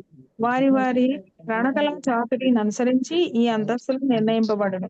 మహారథులకు వారు కొన్ని వేల మందికి ఎదురు నిలిచి ఒంటరిగా యుద్ధము చేయగలరు. అట్టి మహారథులందరూ ఏకమై సాంబుని బంధింప యత్నించిరి. సాంబుడు కూడా మహారథియే, కాని అతడు ఒంటరివాడు. ఆరుగురు మహారథులను ఎదిర్చి అతడు పోరాడవలసి వచ్చెను. అయినను అతడు వెనకడుగు వేయలేదు. ఒంటరిగా వారి సముఖములో నిలిచి ప్రశస్తమైన తన ధనుస్సు నెక్కుపెట్టెను. ఇతర సామాన్య జంతువులను ఎదిరించు సింగపు పదము వలె అతడు కనిపించెను. కర్ణుడు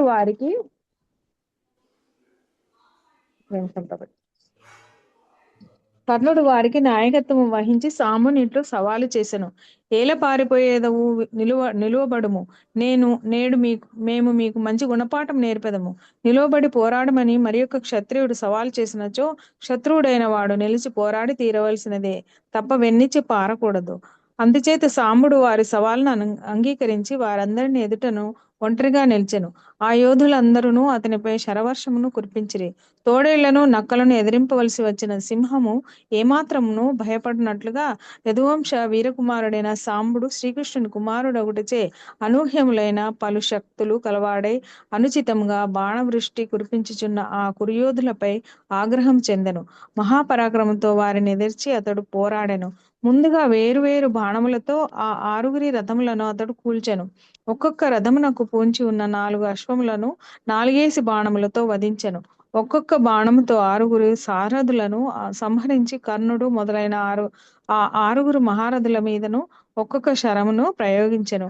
ఆ విధముగా సాంబుడు ఒంటరి వాడైనను 6 మహారథులను ఎదిర్చి పోరాడుచున్న తీరును, ఆ బాలుని అనూహ్యమైన శక్తిని చూచి ఆ మహారథులు అచ్చెరువునందిరి. యుద్ధంలో మధ్యలో కూడా వారు సాంబుడు అత్యద్భుతమైన పరాక్రమం కలవాడని దాపరికం లేకుండా అంగీకరించిరి. కాని క్షత్రియ ధోరణిలో అటు పిమ్మట యుద్ధము కొనసాగెను. అది అనుచితమైనను అందరూ కలిసి ఒక్కుమ్మడిగా సాంబునిపై పడి అతని రథమును భగ్నము చేసి నేలపై నిలిచి అతడు యుద్ధము చేయవలసిన పరిస్థితిని కల్పించిరి. ఆ 6 మహారథులలో 4 సాంబుని 4 అశ్వములను వధించిరి. అతని ధనుసు అల్లత్రాటిని ఛేదించిరి. ఆ విధముగా సంకుల సమరము జరిగిన తర్వాత మిక్కిలి ప్రయాసతో వారు సాంబుని విరధుని కావించి బంధింపగలిగిరి. అట్లు కురువంశ వీరులు విజయం సాధించి తమ రాజకుమారి అయిన లక్ష్మణను గ్రహించిరి. అనంతరము విజయోత్సవములలో వారు హస్తినాపురంనకు తిరిగిపోయిరి. హరే కృష్ణ ప్రభుజీ. హరే కృష్ణ మాతాజీ. కుమారి మాతాజీ ఉన్నారమ్మా? సరే, విజయ కుమారి మాత చదువుతారమ్మా? చదువుతాను ప్రభుజీ, నా బుక్ లో చదువుతాను. సాంబుడు బంధించబడినాడనే వార్తను నారదముని వెంటనే యదువంశీయులకు చెప్పి కథనంతా వివరించాడు. 6 మహారథులచే సాంబుడు అధర్మంగా బంధించబడినాడని విని యదువంశీయులు క్రుద్ధులయ్యారు. అప్పుడు యదువంశాధిపతి అయిన ఉగ్రసేనుని అనుమతితో వారంతా కౌరవుల రాజధానిపై దాడి చేయడానికి సిద్ధపడ్డారు. చిన్న కారణానికే జనులు ఒకరితోనొకరు జగడానికి సిద్ధపడతారని బలరామునికి బాగా తెలుసు. అయినా కురువంశీయులు ఒకరితోనొకరు కలహించడము అతనికి నచ్చలేదు. అందుకే అతడు ఆలోచించి వారితో యుద్ధము చేయడానికి బదులు నేనక్కడకు వెళ్లి పరిస్థితిని సమీక్షిస్తాను, పరస్పర అవగాహనతో యుద్ధము జరగకుండా చూస్తాను అని అనుకున్నాడు. నవవధువు లక్ష్మణతో పాటు సాంబుని విడిపించగలిగితే యుద్ధము తప్పిపోతుందని అతడు భావించాడు. అందుకే వెంటనే అతడు బ్రాహ్మణ పురోహితులతోనూ కుల పెద్దలతోనూ కూడి చక్కని రథములో హస్తినాపురమునకు బయలుదేరాడు. కురువంశీయులు ఆ వివాహానికి ఒప్పుకొని యాదవులతో యుద్ధాన్ని నివారిస్తారని అతనికి చాలా నమ్మకము ఉంది. బ్రాహ్మణులతో కులవృద్ధులతో కలిసి రథములో హస్తినాపురానికి వెళుతున్న బలరాముడు మెరిసే నక్షత్రాలున్న చంద్రుని లాగా గోచరించాడు. హస్తినాపురం పొలిమేరలకు చేరిన తర్వాత బలరాముడు పురములోనికి ప్రవేశింపక నగరము వెలుపల ఉన్నట్టి ఒక ఉపవన గృహములో విడిది చేశాడు. పిమ్మట అతడు కురు ప్రముఖులను కలుసుకొని వారు యదువంశీయులతో యుద్ధము చేయగోరుతున్నారో లేదా పరిష్కారం చేయగోరుతున్నారో తెలుసుకొని రమ్మని ఉద్ధవుని పంపాడు. కురువంశ పెద్దలను కలవడానికి వెళ్లిన ఉద్ధవుడు భీష్ముడు, ధృతరాష్ట్రుడు, ద్రోణాచార్యుడు, దుర్యోధనుడు, బాహిలీకుడు వంటి ముఖ్యులందరినీ కలిశాడు. అందరికీ యథావిధిగా వందనము చేసిన తర్వాత అతడు పురద్వారము వెలుపల వనములో బలరాముడు విడిది చేయడం గురించి వారికి తెలియజేశాడు. కురువంశ పెద్దలందరూ, ముఖ్యంగా ధృతరాష్ట్ర, దుర్యోధనులు అది విని ఆనందభరితులయ్యారు. తమ కుటుంబానికి బలరాముడు పరమ శ్రేయోభిలాషి అని వారికి బాగా తెలుసు.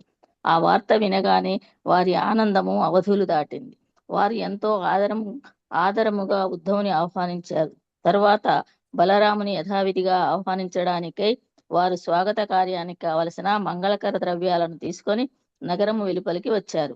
వారు బలరామునికి గోవులను, ఆర్ఘ్యమును, తేనె, వెన్నె, పుష్పచందనాలు కలిపిన జలము సమర్పించి బలరాముని అర్చించారు. అతడు భగవంతుడని చక్కగా ఎరిగి ఉన్నందున వారంతా గౌరవంతో నమస్కరించారు. పరస్పర క్షేమ సమాచారమును అడుగుతూ వారు స్వాగత వచనాలు పలికారు. ఆ మర్యాద పూర్తి కాగానే బలరాముడు గంభీరమైన స్వరముతో అత్యంత ధైర్యముగా పలుకుతూ, మిత్రులారా, పరమశక్తిమంతుడైన ఉగ్రసేన మహారాజు ఆజ్ఞను తీసుకొని నేను దూతగా మీ దగ్గరకు వచ్చాను కనుక ఈ ఆదేశాన్ని శ్రద్ధగా వినవలసింది. మీరు క్షణమైన ఆలస్యం చేయకుండా ఈ ఆజ్ఞను అమలుపరచండి. ఒంటరివాడు పుణ్యవంతుడైన సాంబునితో కురువీరుల అందరూ కలిసి అధర్మంగా యుద్ధం చేశారని, అతి కష్టముతోనూ అధర్మముగాను మీరంతా అతనిని బంధించారని ఉగ్రసేనునికి తెలుసు. నేను కూడా ఆ వార్తను విన్నాను. అయినా మనము పరస్పర సంబంధము కలిగి ఉన్నాము కనుక అది విని నేను కలత చెందలేదు. సత్సంబంధాలను ఎప్పుడూ పాడు చేసుకోవద్దు. అనవసరమైన కలహాన్ని ప్రక్కకు పెట్టి మనము మైత్రిని కొనసాగించాలి. కనుక వెంటనే సాంబుని విడిచిపెట్టి నవవధువు లక్ష్మణతో పాటు అతనిని నా చెంతకు తీసుకొని రండి అని అన్నాడు. హరే కృష్ణ. శౌర్య పరాక్రమను ప్రకటిస్తూ ఆజ్ఞాపిస్తున్నట్టు కంఠస్వరంతో పలికిన బలరాముని పలుకులు కురువంశ వీరులకు రుచింపలేదు. గొప్ప ఆందోళనతో ఆగ్రహంతో వారిట్లనేది, ఓ ఈ పలుకులు గొప్ప ఆశ్చర్యకరముగా ఈ కలికాలమునకు తగినట్లుగా ఉండేది. లేకున్నచో బలరాముడిట్లో దూషణాత్మకంగా ప్రసంగించడం ఏమిటి? బలరాముని కంఠస్వరము భాష కూడా మాకు అవమానకరములుగా ఉండేది. ఈ కలియుగ ప్రభావం చేత పాదముల దగ్గర ఉండవలసిన పాదుకలు శిరస్సును దిరోధిస్తున్నట్లు కనిపించాడు. యదువంశము వారితో వివాహ సంబంధం కలిగి ఉండేటి చేత మేము మీతో కలిసి జీవించుటకు, భుజించుటకు, నిద్రించుటకు అవకాశం కలిగించి మిమ్మల్ని మాతో సమానులుగా గౌరవిస్తుంది. ఇప్పుడు ఈ అవకాశములను మీరు అవకాశముగా తీసుకుని మమ్మ ధిక్కరింపు చూస్తున్నారు. మా రాజ్యములలో కొంత భాగమును మీకు కేటాయించక మునుపు మీకెట్టి అంతస్తులు లేదు. మీరు ఇప్పుడు మమ్ము ఆజ్ఞాపించడానికి చూస్తుండరు. రాజలాంఛనములైన ఛత్రము, చామరము, శంఖము, మకుటము, సింహాసనము వంటి వాటన్నింటినీ మేము అనుమతించుట చేతనే మీరు ధరిస్తుండరు. వాస్తవమునకు మా సమక్షంలో మీరు రాజలాంఛనాలు ధరించరాదు. అయినను మన నడుము గల బాంధవ్య కారణమున అందుకు మేము అడ్డు చెప్పలేదు. ఇప్పుడు మీరు మమ్మల్నే ఆదేశించుటకు సాహసిస్తుంది. ఇక మీ గర్విత ప్రవృత్తి కొనసాగదు. ఇకపై మీరు రాజలాంఛనాలు ధరించుటకు మేము అనుమతించము. మీ నుండి ఈ లాంఛనములు తిరిగి గ్రహించటే మేము పాముకు పాలు పోసి పెంచుట తగదు అట్లు దయచూపుటి చేత వాటి విష ప్రవృత్తి మరింతగా అధికమవును. తమ పెట్టిన వారిని యాదవులు ఇప్పుడు వ్యతిరేకింపు చూస్తున్నది. మా దయాదాక్షిణ్యములతో మీరింత ఉన్నత స్థితికి వచ్చింది. ఆయనను నిర్లజ్జగా మమ్ము ఆజ్ఞాపించడం చూస్తుంటది. ఇది ఎంత శోచనీయము! కురువంశదేవీరులైన భీష్ముడు, ద్రోణుడు, అర్జునుడు అనుమతించినదే ప్రపంచంలో ఎవ్వరూ దేనిని అనుభవించలేరు. ఒక సింహం సమక్షంలో గొర్రెపిల్ల దేనినైనా ఎట్లా అనుభవించగలదు? స్వర్గంలో ఇంద్రాది దేవతలు సైతము మా సంకల్పము లేనిదే జీవితంలో సుఖింపు లేకున్నచో ఇక సాధారణ మానవుల విషయం చెప్పేదేముండను? కురువంశరాజులు తమ ఐశ్వర్యమును, రాజ్యమును, సంపదను, కుటుంబ సంప్రదాయమును, గొప్ప గొప్ప యోధులను, తమ రాజ్య విస్తృతిని చూచుకుని గొప్పగా గర్విస్తున్నారు. వారు సాంఘిక మర్యాదలను కూడా పాటించకుండా బలరాముని పక్షంలో యదువంశీయులను దూషించింది. ఇట్లు అమర్యాదగా ప్రసంగించి తిరిగి హస్తినాపురంకు చేరుకున్నాను. హరే కృష్ణ. చదువుతావమ్మా? చదువుతానమ్మా. హరే కృష్ణ. పైకి బలరాముడు వారి దోషణాత్మక ప్రసంగాలను మరియు అనాగరిక ప్రవర్తనను సహిస్తున్నట్లు కనిపించినను లోపల ఆగ్రహంతో దహించుకుపోతూ దానికి ప్రతీకారము చేయ నిర్ణయించుకున్నట్లు స్పష్టముగా తెలుస్తున్నది. అతని అవయవములన్నీ ఆగ్రహముతో అతడిని ఎవరును భరించలేనంతగా కంపించెను. వికటాట్టహాసము చేస్తూ ఆయన ఇట్లనెను, తన వంశ గౌరవమును, ఐశ్వర్యమును, సౌందర్యమును, భౌతిక సంపదలను చూచుకొని ఎవరైనాను గర్వితులగుట సహజము. అట్టి వ్యక్తులు తాము సుఖముగా జీవించక ఇతరులపై కయ్యమునకు కాలు దువ్వుతూ ఉంటారు. అట్టి వారికి సత్ప్రవర్తనను గూర్చి, ప్రశాంత జీవనమును గూర్చి హితబోధ చేయుట వలన ప్రయోజనము శూన్యం. అట్టి వారిని దండించుట కొరకై ఉపాయములను అన్వేషింపవలెను. సాధారణముగా భౌతిక సంపదలు వ్యక్తిని జంతువుగా మార్చును. జంతువుకు శాంతిని బోధింపచూచుట వృధా. జంతువును చక్కదిద్దుటకు ఒకే ఉపాయము, అదే దండము. ఈ కురువంశము వారు ఎంతటి గర్వముతో విర్రవీగుతున్నారు!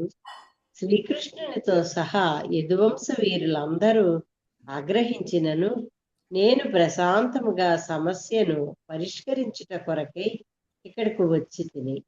యదువంశ వీరులు కౌరవ రాజ్యముపై దండయాత్ర చేయుటకు సిద్ధపడిరి. కానీ నేను వారిని శాంతపరచి యుద్ధము లేకుండా సమస్యను పరిష్కరించుట కొరకై కష్టపడి ఇంత దూరం వచ్చి తిని. అయినను ఈ దుర్మార్గులు ఇట్లు ప్రవర్తిస్తున్నారు. శాంతిపూర్వకమైన పరిష్కారమును వారు కోరుకొనుట లేదని స్పష్టమవుతున్నది. వారిలో యుద్ధాభిలాష కనిపిస్తున్నది. వారు యదువంశమును దూషిస్తూ గర్వముతో నన్ను పదే పదే అవమానించింది. ఇంకొంచెం చదవనా నాన్న? అంటే పెద్దది ఉంది పేరా చాలా ఇవ్వకుండా. పెద్ద పారాగ్రాఫ్ ఉంది, నీ ఇష్టమే మరి. చదువుతా అంటే కొద్దిగా కొంచెం చదివి ఆపేస్తాను ఏమ్మా ఈ పేజీ. స్వర్గాధిపతి అయిన ఇంద్రుడు కూడా యదువంశీయుల ఆదేశాలను పాటించును. భోజ, వృష్ణి, అంధక, యాదవ వంశములకు రాజైన ఉగ్రసేనుని వారొక చిన్న సామంతరాజుగా పరిగణిస్తున్నారు. మీ ఊహ అద్భుతము. ఇంద్రుడు కూడా తలదాల్చు ఉగ్రసేన మహారాజు ఆదేశమును మీరు నిర్లక్ష్యపరుస్తున్నారు. యదువంశము వారి ఔన్నత్యమును స్మరించవలెను. స్వర్గములోని సుధర్మ అను పారిజాతమును వారు బలవంతముగా కొని తెచ్చింది. అయినను వారు మిమ్ము ఆదేశించుట అనుచితమని మీ భావన. దేవాది దేవుడైన శ్రీకృష్ణ భగవానుడు అత్యున్నత రాజసింహాసనమును అధిష్ఠించి అందరినీ ఆదేశించునని మీకు తెలియదా? మంచిది. మీ ఆలోచన ఆ విధముగా ఉన్నచో మీకు చక్కని గుణపాఠమును నేర్పుదుము. ఛత్ర, చామర, సింహాసనాది రాజలాంఛనాదులను యదువంశము వారు ఉపయోగించరాదని పలుకుట మీకు వివేకముగా అనిపించినది. దీని అర్థము సమస్త సృష్టికి ప్రభువైన లక్ష్మీదేవి భర్త అయినట్టి శ్రీకృష్ణ భగవానుడు రాజలాంఛనాలను వినియోగించుటకు అనర్హుడనియా? శ్రీకృష్ణుని పాదపద్మముల ధూళిని గొప్ప గొప్ప దేవతలు సైతము శిరస్సున దాలుస్తూ ఉంటారు. ఆయన పాదపద్మముల నుండి ప్రవహించిన గంగా నది సమస్త లోకములను పవిత్రం చేస్తున్నది. ఆ నదీ తీరములలో అనేక పుణ్యక్షేత్రములు వెలసినవి. అన్ని లోకములలోని దేవతలు ఆయన సేవలో నిమగ్నులై ఉంటారు. శ్రీకృష్ణుని పాదార విందముల ధూళిని వారి శిరస్త్రాణములపై ధరించుటను వారు తమ అదృష్టముగా భావిస్తూ ఉంటారు. గొప్ప గొప్ప దేవతలైనట్టి బ్రహ్మ, శివుడు, లక్ష్మి, నేను అందరము ఆ దివ్య స్వరూపములలోని అంశలము. అయినను మీరు శ్రీకృష్ణుడు రాజలాంఛనాలను ఉపయోగించుట కానీ రాజసింహాసనముపై ఆసీనుడవుట కానీ తగదని పలుకుచున్నారు. మూర్ఖులైనట్టు మీరు యదువంశీయులను పాదుకలుగాను, ఇదిగమ్మా ఇక్కడ ఆపేస్తాను, పాదుకలుగాను మిమ్ము శిరస్త్రాణములుగాను భావించుట ఎంత శోచనీయము. అరే కృష్ణ ప్రభుజీ చదవమంటారా? ఈ కురువంశ రాజులు తమ ఐహిక సంపదను భోగములను చూసుకొని వెర్రివారైరనుట స్పష్టము. వారు పలికిన ప్రతి పలుకు ఉన్మత్తుల పలుకులకు వలనే కలవు. నేను వెంటనే వారిని దండించి వారి వాస్తవ స్థితిని వారికి తిరిగి గుర్తు చేయుదును. వారిపై తగిన చర్యను తీసుకొననిచో నేను అనుచితముగా ప్రవర్తించిన వాడనగుదును. కనుక నేడే కురువంశమును రూపు లేకుండా నాశనము చేసేదను. వారిని వెంటనే నాశనము చేయుదును. ఈ విధముగా పలుకుతున్న బలరాముడు ఈ విశ్వమంతటిని తన ఒక్క చూపుతో భస్మము చేయునేమో అనిపించినంత భయంకరముగా కనిపించెను. నిటారుగా నిల్చొని హలమును చేతబట్టి దానితో నేలను బాధసాగెను. హస్తినాపురమునకు భూమి నుండి విడదీయసాగెను. అంతేకాకుండా అతడు ఆ నగరమును గంగానది ప్రవాహము వైపునకు లాగసాగెను. దీనితో నగరమంతయు భూకంపము వచ్చినట్లు కంపించసాగెను. కురువంశ వీరులకు తమ నగరము గంగపాలు కానున్నట్లుగా హస్తినాపుర ప్రజలందరి హాహాకారములను వినగానే కురువంశ వీరులకు కన్నులు తెరుచుకొనెను. ఏమి జరుగుచున్నదో వారికి బోధపడెను. క్షణము కూడా ఆలస్యము చేయకుండా బలవంతముగా బంధించి తెచ్చిన సాంబుని తమ ముందుంచుకొని వెనుక లక్ష్మణతో కలిసి వంశస్థులందరూ బలరాముని సమక్షమునకు వెళ్ళి అంజలిబద్ధులై అతని ఎదుట నిలిచి ఆ దేవాదిదేవుని క్షమాభిక్షను అర్థించిరి. వివేకముతో వారు అతడిని ఇట్లు ప్రార్థించిరి: నీవు అన్ని రకాల ఆనందములకు నిధానమవు. నీవే సమస్త విశ్వమునకు పోషకుడవు, ఆధారుడవు. దురదృష్టవశాత్తు అచించమైన నీ మహిమను మేము విస్మరించితిమి. ప్రభు, మేము పరమ మూర్ఖులము, మిక్కిలి బుద్ధిహీనులము కనుక నిన్ను క్షమాభిక్షను అర్థించుటకు వచ్చితిమి. దయచేసి మమ్ములను అనుగ్రహించుము. నీవే సృష్టి స్థితి లయములకు కారణభూతుడవు. అయినను ఈ విశ్వమునకు నీవు అతీతుడవు. సర్వశక్తి సంపన్నుడువైన ఓ ప్రభు, గొప్ప గొప్ప మహర్షులు కూడా నీ మహిమను గుర్తించలేరు. నీవు ఈ బొమ్మలాటను ఆడించువాడవు. లోకములో సమస్తము నీ ఆట బొమ్మలు. ఓ ఏ అనంత, సర్వము నీ ఆధీనము. నీవు క్రీడిస్తున్నట్లుగా సమస్త భువనాలను నీ శిరస్సుపై ధరిస్తుంటివి. ప్రళయ కాలములో ఈ సమస్త సృష్టిని నీలోనే లయము చేసుకొందువు. అప్పుడు కారణోదక సముద్రములో మహావిష్ణువు రూపమున గల నీవు తప్ప మరి ఏమీ ఉండదు. ప్రియమైన ప్రభు, నీ దివ్య దేహముతో లోక సంరక్షణ కొరకై నీవు భూపై అవతరించితివి. క్రోధము, అసూయ, శత్రుత్వములకు నీవు అతీతుడవు. దండన రూపమున నీవు చేయు కార్యములు కూడా ఈ భౌతిక జగత్తుకు మంగళకరములు. అవినాశివైన నీకివే మా భక్తిపూర్వక ప్రణామములు. దేవాది దేవుడవైన నీవు సమస్త విశ్వములకు శక్తులకు నిధానమవు. వివిధ బ్రహ్మాండములను సృష్టించు ఓ ప్రభు, మేము పదే పదే నీ పాదములకు ప్రణమిల్లుతుంటిమి. మేమిప్పుడు పూర్తిగా నీ శరణాగతులము. దయచేసి మాపై దయచూపుము, రక్షింపుము. భీష్మదేవుని మొదలుకొని అర్జునుని వరకు, దుర్యోధనుని వరకు గల కౌరవ ప్రముఖులందరూ ఈ విధముగా దేవాది దేవుడైన బలరాముని స్తుతించిరి. దానితో బలరాముడు వారి పట్ల ప్రసన్నుడై భయపడవలదు అని వారికి అభయమిచ్చెను. హరే కృష్ణ ప్రభుజీ. శారదా స్వరూపిణి మాతాజీ చదువుతారమ్మా? హరే కృష్ణ ప్రభుజీ, చదువుతానండి. వధూవరుల పక్షముల నడుమ వివాహానికి ముందు ఏదో రకమైన యుద్ధాన్ని కల్పించడము క్షత్రియ రాజులలో సర్వసాధారణము. సాంబుడు లక్ష్మణను బలవంతముగా ఎత్తుకొని పోయినప్పుడు వాస్తవానికి అతడే ఆమెకు తగిన జోడని కురువంశ పెద్దలు చూసి ఆనందించారు. అయినా అతని శక్తిని చూడగోరిన వారు అతనితో యుద్ధము చేశారు. కానీ యుద్ధ విధిని గౌరవింపక అందరూ కలిసి సాంబుని బంధించారు. కౌరవుల బంధనము నుండి సాంబుని విడిపించడానికి నిశ్చయించినప్పుడు దాన్ని పరిష్కరించడానికి బలరాముడే స్వయముగా వచ్చి సాంబుని వెంటనే విడుదల చేయమని శక్తిమంతుడైన క్షత్రియునిగా ఆజ్ఞాపించాడు. ఆ ఆదేశముచే తమకు అవమానమైనదని బాహ్యానికి తలచిన వారే కౌరవులు బలరామునితో పంతమాడారు. అతడు తన అచించమైన శక్తిని ప్రదర్శించాలని వారు కోరుకున్నారు. అందుకే వారు వెంటనే తమ కన్యకను ఆనందంతో సాంబనకు ఇచ్చారు. దానితో సమస్య తీరిపోయింది. పుత్రికా వాత్సల్యం కలిగిన దుర్యోధనుడు సాంబనితో ఆమె వివాహాన్ని వైభవోపేతముగా జరిపించాడు. కట్నముగా అతడు 60 ఏళ్ల వయసు కలిగిన 1200 ఏనుగులను సమర్పించాడు. వాటితో పాటు 10,000 చక్కని గుర్రాలను, సూర్యప్రభలు కలిగిన 6,000 రథాలను, స్వర్ణాభరణ భూషితులైన 1000 మంది దాసీజనులను కూడా అతడు కట్నముగా ఇచ్చాడు. యాదవ ప్రముఖుడైన బలరాముడు వరుడు సాంబునికి రక్షకునిగా వర్తిస్తూ ఆనందముగా ఆ కట్నాన్ని స్వీకరించాడు. కౌరవుల పక్షము నుండి లభించిన గొప్ప ఆదరణకు అతడు మిక్కిలి సంతుష్టుడై క్రొత్త జంటను తీసుకుని ద్వారకాపురికి చేరుకున్నాడు. బలరాముడు విజయోత్సాహంతో ద్వారకకు చేరుకుని పురజనులను కలుసుకున్నాడు.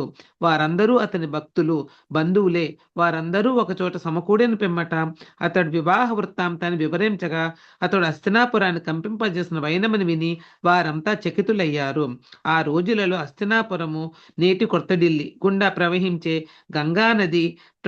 నది గంగానదిగా తెలియజేయబడినది. సుఖదేవ గోస్వామిచే ధృవపరపబడినది.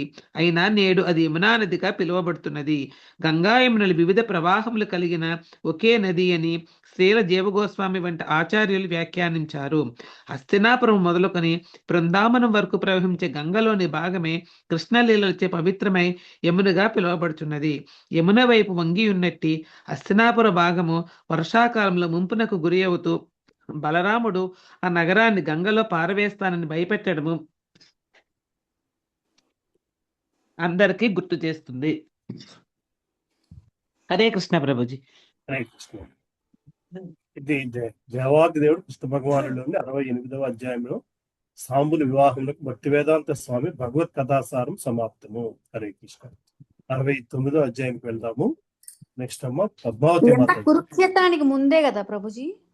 కురుక్షేత్రానికి ముందేనమ్మా. నాకు కురుక్షేత్రం ఒక డౌట్ ఉండేది ప్రభుజీ, కృష్ణుడు దుర్యోధనుడు వియ్యంకులే కదా, ఎందుకు మరి వియ్యంకుడు తరపున బలరాముడైనా చెయ్యాలి కదా అనుకునేదాన్ని. ఇది ఇష్టంగా జరిగిన పెళ్లి కాదన్నమాట, యా. పెద్దలు కుదిర్చిన పెళ్లి కాదు కదా ప్రభుజీ. ఉమ్. మరి ఇప్పుడు బలరాముడు భయపెట్టడం వల్లే కదా దుర్యోధనుడు పెళ్లి ఒప్పుకున్నాడు. అవును. అయితే వాళ్ళిద్దరికి గురు శిష్యుల సంబంధం కూడా ఉంది కదమ్మా. ఉంది ఉంది ప్రభుజీ. ఇక్కడ ప్రభు చదువుతా. అర్జునుడు కూడా వ్యతిరేకించినట్టుగా కురువృద్ధులు అందరూ కలిసి యుద్ధం చేసినట్టు అర్జునుడు చేయడు కదా కృష్ణ అదే బలరాముల మీద. అర్జునుడి పేరు కూడా వచ్చింది ఇక్కడ. భీష్ముడు, దుర్యోధనుడు, అర్జునుడు అని అందరూ కూడా అక్కడ ఉంటుంటారు basically, భీష్ముడు కోరిక మీద. జనరల్ గా మరి అప్పుడు Nuggets. ఇద్దరు వ్యతిరేకించారు కదా అర్జునుడు కృష్ణుడి మీద. యా, మరి తెలియదమ్మా నాకు ఆ డీటెయిల్. ఇది ఎప్పుడే ఎంత మంచిగా గుర్తులేదు కానీ. వచ్చే వారం అయితే గౌరవ దర్శనం ఇస్తున్నారు.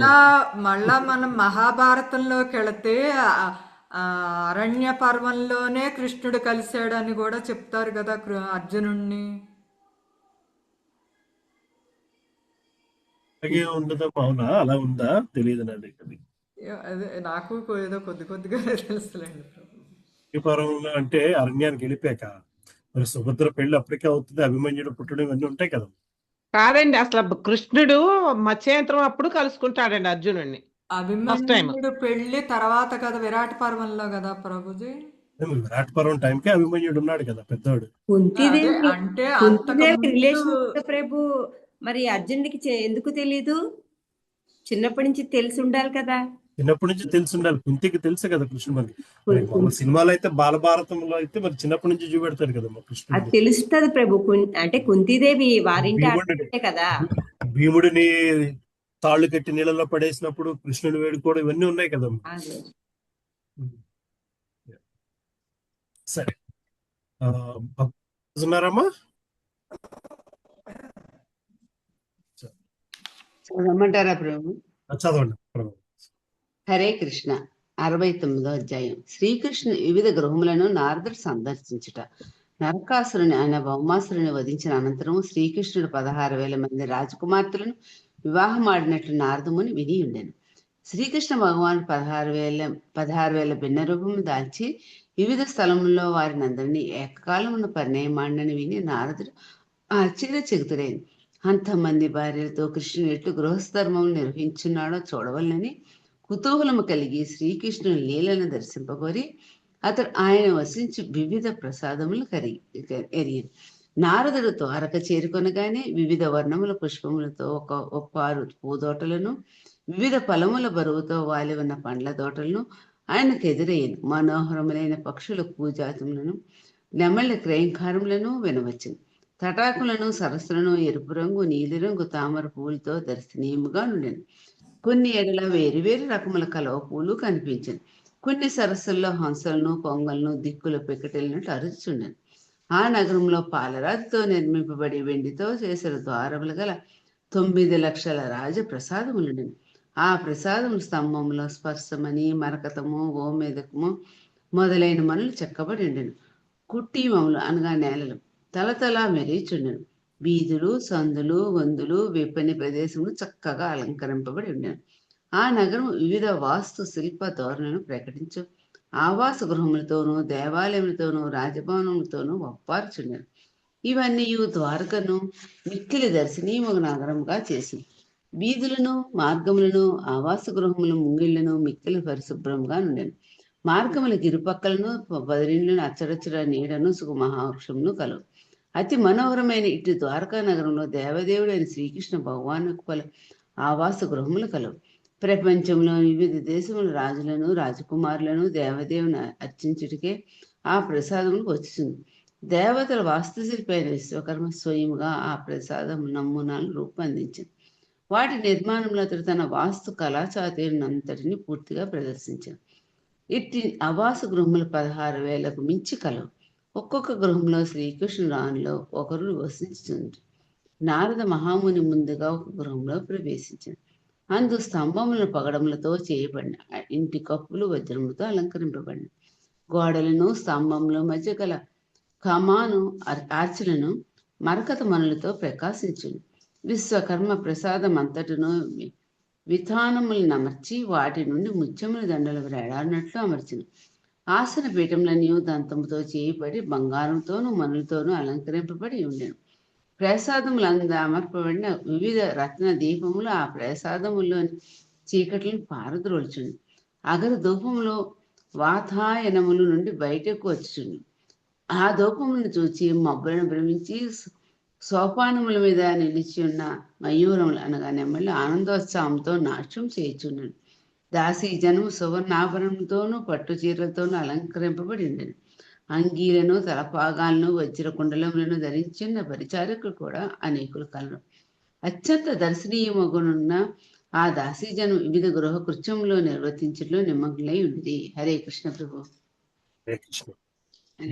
విజయమాత చదువుతారమ్మా. హరే కృష్ణ ప్రభు. దండాత్మనం.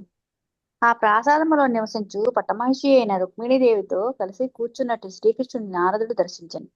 రుక్మిణీదేవిని వింజామర వీస్తుండను. అందమైన అనేక సమవయస్కులైన పరిచారికలు ఉన్నను రుక్మిణీదేవి స్వయముగా తానే శ్రీకృష్ణుకు చామరంతో వీస్తుండను.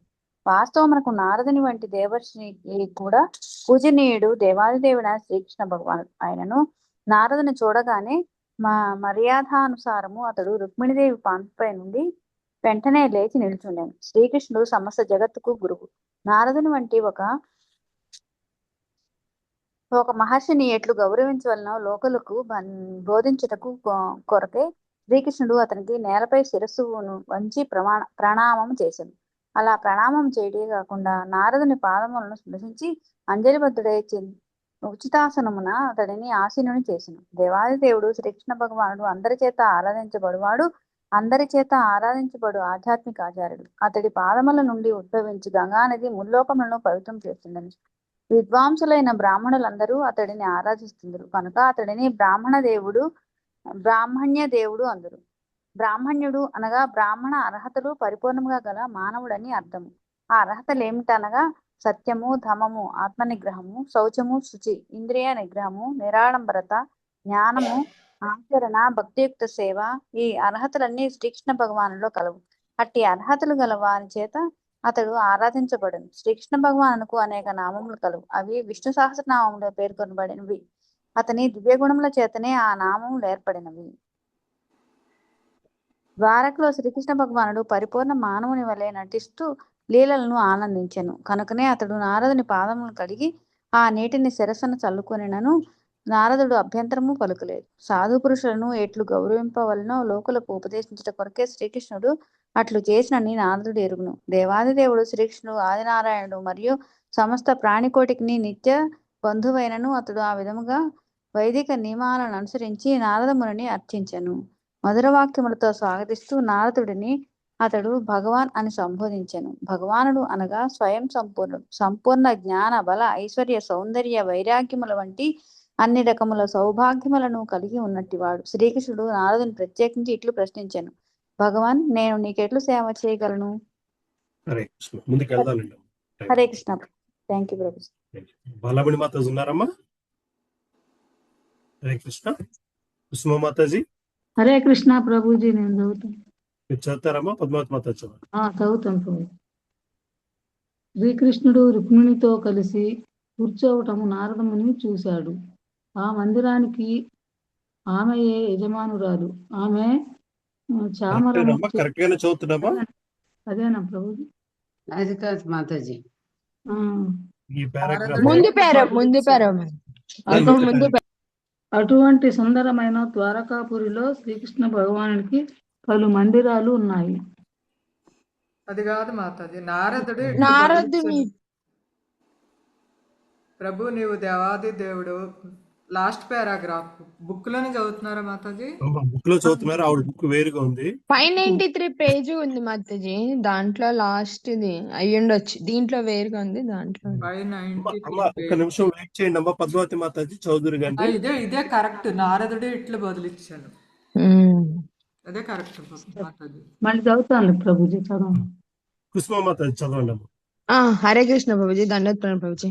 నారదుడు ఇట్లు బదిలిచ్చాను. ప్రభు, నీవు దేవాది దేవుడవు. సమస్త కీని యజమానివి మరియు తండ్రి యవ్వగుట చేత నీవిట్లు ప్రవర్తించుట నాకు ఆశ్చర్యమును కలిగించుట లేదు.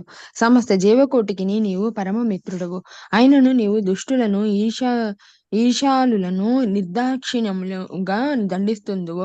జగత్తును సరైన మార్గములో నడిపించుట కొరకే నీవు ఈ భూమిపై అవతరించితివని నేను ఎరుగుదును.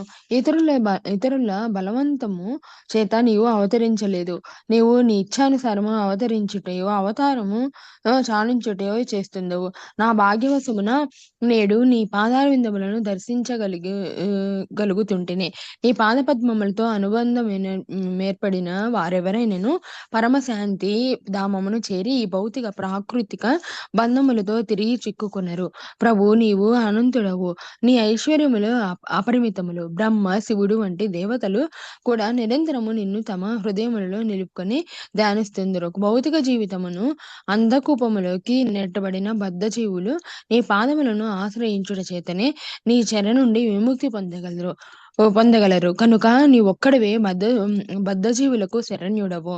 ప్రభు, దయతో నీవు నన్ను అనుగ్రహించి నాకేమి కావాలనని ప్రశ్నించితివి. దానికి నా సమాధానము నేను ఏ క్షణములోను నీ పాదములను విస్మరించకుండినట్లు మరియు నిరంతరము నీ పాదపద్మములను ఎక్కడున్నను స్మరించినట్లు అనుగ్రహించమని అర్థిస్తుంటిని. నారదుడు భగవానుని నుండి కోరిన వరమునే శుద్ధ భక్తులందరూ కోరవలెను. శుద్ధ భక్తుడు భగవాను నుండి భౌతిక మరియు ఆధ్యాత్మిక వరములను వేటిని ఆశింపడు. తాను ఏ జీవిత స్థితిలో ఉన్నను భగవాన్ని పాదములను విస్మరించకుండినట్లు మాత్రమే ప్రార్థించును. శుద్ధ భక్తుడు తాను స్వర్గములో లేక నరకములో ఎక్కడ ఉన్నను లెక్క చేయడు. తాను ఎక్కడ ఉన్నను ఎల్లప్పుడూ భగవాన్ని పాదారవిందములను స్మరించుటతోనే సంతృప్తుడగును. శ్రీ చైతన్య మహాప్రభువు కూడా తన శిక్షాష్టకములో ఇటువంటి ప్రార్థనని ఉపదేశించెను. జన్మ జన్మలకు భగవానునికి భక్తియుక్త సేవ చేయు భాగ్యమునే కోరుకొనెను. శుద్ధ భక్తుడు జనన మరణ చక్రము నుండి కూడా విముక్తిని కోరడు. భక్తునకు తిరిగి వివిధ రకముల జీవకోటిలో జన్మించవలసి వచ్చినను దాన్ని అతడు లెక్క చేయడు. అతని ఒకే ఒక కోరిక, తాను ఎట్టి స్థితిలో ఉన్నను భగవాన్ని పాదారవిందములను విస్మరించుకొనినట్లు ఉండవలెననియే. రుక్మిణీదేవి. హరే కృష్ణ ప్రభుజీ. Thank you Prabhuji. దండత్ ప్రభుజీ. పద్మావతి మాతాజీ, ఈ పారాగ్రాఫ్ మీరు చదువుతున్నారు. చదవండి ప్రభుజీ. రుక్మిణీదేవి మందిరము నుండి నిష్క్రమించిన తరువాత నారదుడు శ్రీకృష్ణుని భగవానుని అంతరంగిక శక్తి కలాపములను ఇంకను చూడాలనుకొని వేరొక రాణి మందిరంలో ప్రవేశించాడు. అక్కడ శ్రీకృష్ణుడు తన పత్నితో ఉద్ధవునితోనూ కూడి పాచికలాడటము అతనికి కనిపించినది. దేవాదిదేవుడు అప్పుడు వెంటనే తన ఆసనము నుండి లేచి నారదుని ఆహ్వానించి తన ఆసనములో కూర్చుండజేశాను.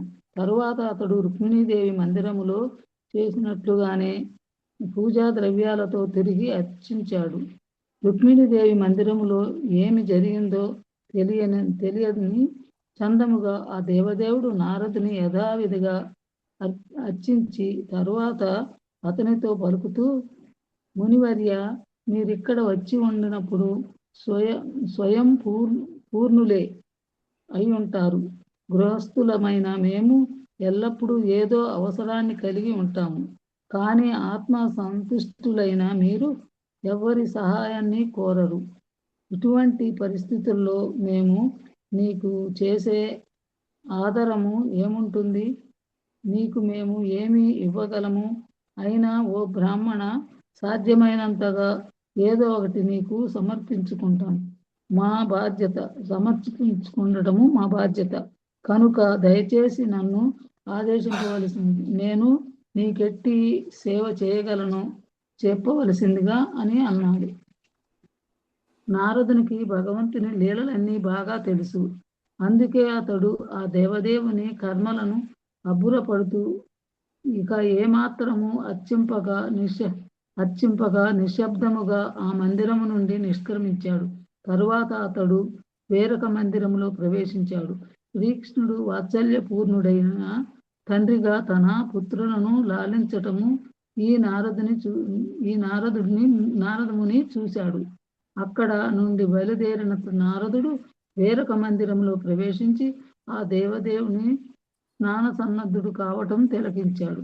ఈ ప్రకారంగా నారదుడు శ్రీకృష్ణ 16,000 మంది రాణుల మందిరాలలో ప్రవేశించి చూశాడు.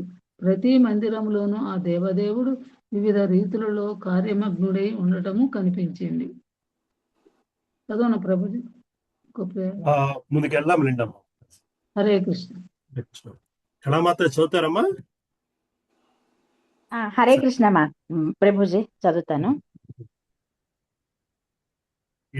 ఒక ప్రాసాదములో ఆదర్శవంతమైన గృహస్థుని వలె శ్రీకృష్ణుడు వేద విహితమైన నిత్యాగ్నిహోత్ర కర్మలో నిమగ్నుడై ఉండెను. మరొక ప్రాసాదములో అతడు గృహస్థులకు విహితమైన పంచయజ్ఞము చేస్తుండెను. ఈ యజ్ఞమును పంచశూణము అని కూడా అందురు. ప్రతి వ్యక్తి, ముఖ్యముగా గృహస్థుడైన వాడు, తెలుసో తెలియకో పంచపాతకములను చేస్తుండెను. కుండను నీటిలో ముంచినప్పుడు మనకు తెలియకుండానే ఆ కుండలోని సూక్ష్మక్రిముల వంటి ప్రాణులు ఎన్నిటినో మనము చంపుచుందుము. అట్లే తిరగలి విసురుతున్నప్పుడు, ఆహారమును భుజించినప్పుడు సూక్ష్మక్రిములు అనేకము మన చేత చంపబడుచుండును. గృహమున శుభ్రపరచునప్పుడు లేదా నిప్పు రగుల్చున్నప్పుడు అనేక సూక్ష్మక్రిములు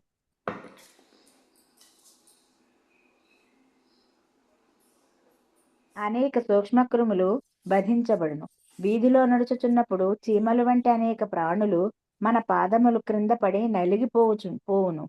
తెలుసో తెలియకో మనము చేయు వివిధ కార్యములలో జీవహింస కూడా ఉండును.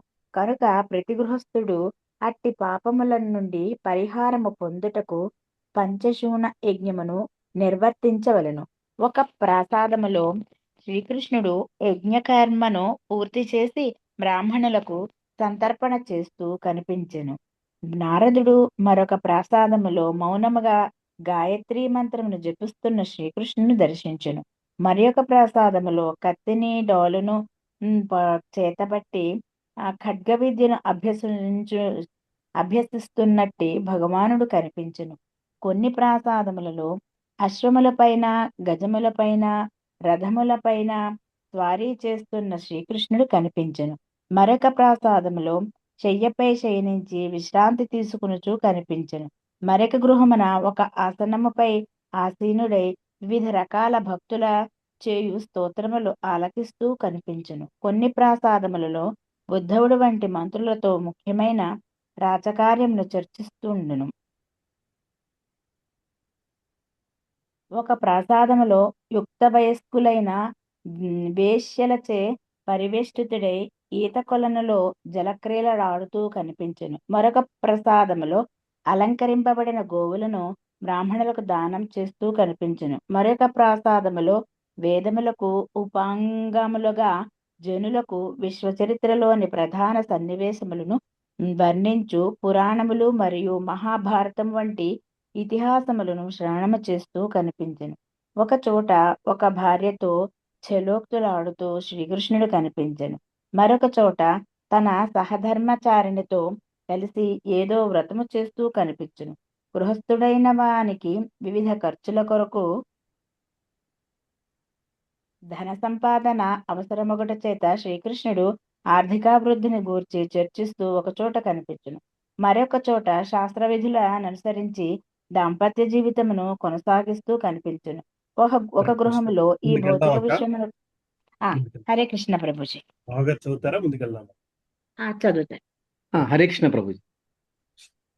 ఒక గృహములో ఈ భౌతిక విశ్వముకు అతీతుడైన దేవాది దేవుని ధ్యానిస్తున్నట్లుగా శ్రీకృష్ణుడు కనిపించాను. ప్రామాణిక గ్రంథములను అనుసరించి ధ్యానము అనేది దేవాది దేవుడైన విష్ణువుపై మనస్సును కేంద్రీకరించుట కొరకే ఉద్దేశింపబడినది. శ్రీకృష్ణుడు తానే ఆది విష్ణువైనను తాను మానవ మాతృని పాత్రను పోషిస్తుండుట చేత తన నడకతో ధ్యానమునగానేమిటో లోకులకు బోధించెను. ఒక గృహములో పెద్దలకు అవసరమగు వస్తువులను అందిస్తూ వారికి సేవ చేస్తున్నట్టు శ్రీకృష్ణుడు కనిపించెను. మరొక చోట శ్రీకృష్ణుడు యుద్ధ కళను గూర్చి, మరొక చోట శత్రువులతో సంధి ప్రక్రియను గూర్చి చర్చిస్తూ నారదునకు కనిపించెను. ఒక చోట శ్రీకృష్ణుడు సమస్త మానవ జాతికి అత్యంత మంగళకరమైన అంశమును గూర్చి తన అగ్రజుడైన బలరామునితో చర్చిస్తూ కనిపించెను. మరొక చోట వయస్సు వచ్చిన తన పుత్రులకు పుత్రికలకు యోగ్యమైన వివాహ సంబంధముల కొరకే విచారిస్తూ యుక్త కాలములో వారికి వైభవముగా వివాహములు జరిపిస్తున్నట్టు శ్రీకృష్ణ భగవానుని నారదుడు సందర్శించెను.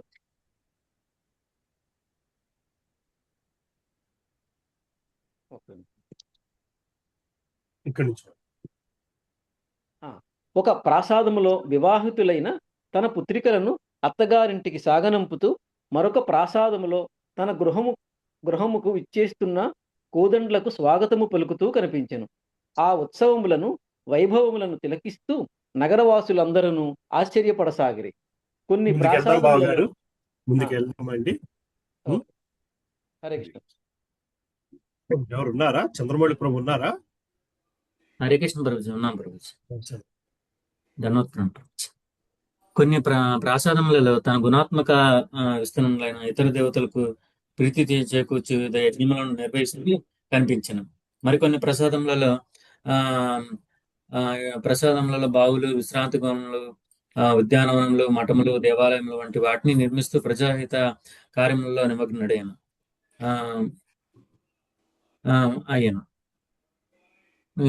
తన భౌతిక కోరికలను సాధించడం కొరకు గృహస్థు ఇట్టి ప్రజాహిత కార్యములకు పూనుకొన వలనని శాస్త్రము తెలుపుచుండను. కొన్ని చోట్ల శ్రీకృష్ణుడు క్షత్రియోచితంగా సింధు దేశపు అసములనెక్కి అడవి మృగములను వేటాడుతూ నారదునకు కనిపించెను. వైదిక ధర్మానుసారము క్షత్రియులు కొన్నిసార్లు అడవిలో శాంతిని నెలకొల్పుట కొరకై లేక జంతువులను యజ్ఞకుండములలో అర్పించుట కొరకై కొన్ని జంతువులను వేటాడవచ్చును. శత్రువులను నిర్దాక్షిణ్యంగా వధించి సంఘములో శాంతిని నెలకొల్పవలసి ఉండటం చేత క్షత్రియులు వేటాడు కళను అభ్యసించుటకు అనుమతించబడ్రి. ఒక సందర్భంలో దేవాదేవుడైన శ్రీకృష్ణ భగవానుడు మారువేషం ధరించి తన నగర పౌరుల కార్యముల ఎరుగుట కొరకై గూఢచారి తిరుగుచున్నట్టును కూడా నారదముని దర్శించను. జీవులందరి హృదయములలో నెలకొన్న పరమాత్మ అయిన శ్రీకృష్ణుడు తన అంతరంగిక శక్తులను ప్రకటించడం సామాన్య మానవుని పాత్రను పోషిస్తూ ఇన్ని రకములుగా ప్రవర్తించుటను నారద మునీంద్రుడు చూచెను. నారదుడు తనలో తాను నవ్వుకొంచు భగవంతుడు ఇట్లా పలికెను: ప్రభు యోగేశ్వరేశ్వర, సమస్త యోగులకు యోగ లక్ష్యమా, నీ యోగమాయ ప్రభావమును నిశ్చయంగా బ్రహ్మ, శివుడు వంటి దేవతలు కూడా ఊహించలేరు. అయినను నీ అనుగ్రహం చేత నేను నీ పాద కమలములకు ప్రేమతో కూడిన సేవలో నెలకొనినందున దయతో నీ యోగమాయలను దర్శించు సౌభాగ్యం నాకు కలిగించుతవి. ప్రభు, నీవు సర్వారాధ్యుడవు. ఈ 14 భువనంలోని మరియు 14 లోకంలోని అధిష్టాన దేవతలందరూ నీ దివ్య వైభవములను ఎరుగుదురు. కనుక దయచేసి నిన్ను విశ్వమంతటా నీ కళ్యాణ గుణములను కీర్తిస్తూ పరిభ్రమిస్తున్నట్లుగా ఇప్పుడు నన్ను అనుగ్రహించును. కంటిన్యూ చేయమంటారు ప్రభుజీ? ఉన్నారా ప్రభు? ఉన్నారు ప్రభుజీ. హరే కృష్ణ ప్రభు, దండవత్ ప్రణామం. దేవాది దేవుడైన శ్రీకృష్ణ భగవానుడు నారదునికి ఇట్లు బదులిచ్చెను: బ్రహ్మర్షి నారద మునీంద్ర, నేను పరమాచార్యుడనని, వైదిక ధర్మమును అనుష్ఠించువాడనని, ధర్మమును అందరూ పాటించినట్లుగా చూచువాడనని నీ వెరుగుదువు. అందుకే ప్రపంచంలో ఎట్లు నడుచుకోవాలనో బోధించుట కొరకై ధర్మ నియమాలన్నింటినీ పాటిస్తుంటిని. పుత్ర, నీవు నా అంతరంగ శక్తి ప్రదర్శనను చూచి ఏమాత్రమును భ్రాంతి చెందరాదు. దేవాదేవుడు గృహస్థులైన వారు ఐహిక జీవితంలో బద్దులైనప్పటికీ గృహస్థ ధర్మమును ఎట్లు నిర్వర్తించవలనో బోధించుట కొరకై అట్టి సాంసారిక జీవనము అను దానిలో నిమగ్నుడయ్యాను. వాస్తవమునకు గృహస్థ జీవనము చేత భౌతిక బద్ధ జీవితము పొడిగించబడును. కానీ భగవాను గృహస్థులపై గొప్ప కృపతో సామాన్య గృహస్థ జీవనమును ఎట్లు పవిత్రం చేసుకోవచ్చునో చూపెను. సమస్త కార్యములకు శ్రీకృష్ణుడే కేంద్రమూడి చేత కృష్ణ చైతన్యవంతుడైన గృహస్థ జీవితము వైదికాదేశములకు అతీతమైనది. సహజముగానే అది పవిత్రం చేయబడును. నారదు అట్లు ఒకే శ్రీకృష్ణుడు 16,000 ప్రాసాదములలో తన స్వరూపములను విస్తరింప చేసుకున్నటను తిలకించెను. తన అచింత్య శక్తి చేత ప్రతి ఒక్క రాణి ప్రాసాదంలోనూ శ్రీకృష్ణుడు కనిపించెను. భగవాన్ శక్తి అపరిమేయము. శ్రీకృష్ణ భగవాన్ ఆంతరిక శక్తి ప్రదర్శనను తిలకించిన నారదుని ఆశ్చర్యములకు అవధులు లేవు. శ్రీకృష్ణుడు ధర్మ, అర్థ, కామ, మోక్షములను చతుర్వేద పురుషార్థములలో ఆసక్తుడై ఉన్నట్లుగా నడుచుకొనెను. శ్రీకృష్ణునకు ఆ పురుషార్థముల అవసరము లేకున్నను మానవ సమాజము ఆధ్యాత్మిక ప్రగతిని సాధించుటకు అవి అవసరము. లోకులు తన అడగజాడాలలో నడుచుకున్నటకు వీలుగా శ్రీకృష్ణుడు తన గృహస్థ జీవితంలో గడిపెను. నారదుని కుతూహలమునకు శ్రీకృష్ణ భగవానుడు అన్ని రకములుగా నెరవేర్చను. ద్వారకలో అట్లు భగవాన్ని వివిధ లీలను సందర్శించి మిక్కిలి సంతృప్తితో నారదు అక్కడి నుండి మరలిపోయాను. ద్వారకలో శ్రీకృష్ణుడి లీలను హరే కృష్ణ మాతాజీ. అమ్మ ఇంకెవరు ఉన్నారా చదవలసిన వాళ్ళు? ఉన్నాను ప్రభుజీ. హరే కృష్ణ ప్రభుజీ. నేనే ఉన్నానండి. లాస్ట్ పారాగ్రాఫ్ ఎవరు చదువుతారు మరి? హరే కృష్ణ ప్రభుజీ. నేను నరసింహారతి పాడతాను ప్రభుజీ. సరే, గోవింద కృష్ణ ప్రభు చదవండి. ఇంకెవరున్నారమ్మా చదవలసిన వాళ్ళు? సరే చదవండి ప్రభు. గోవింద కృష్ణ ప్రభు పారాగ్రాఫ్ చదివేసి.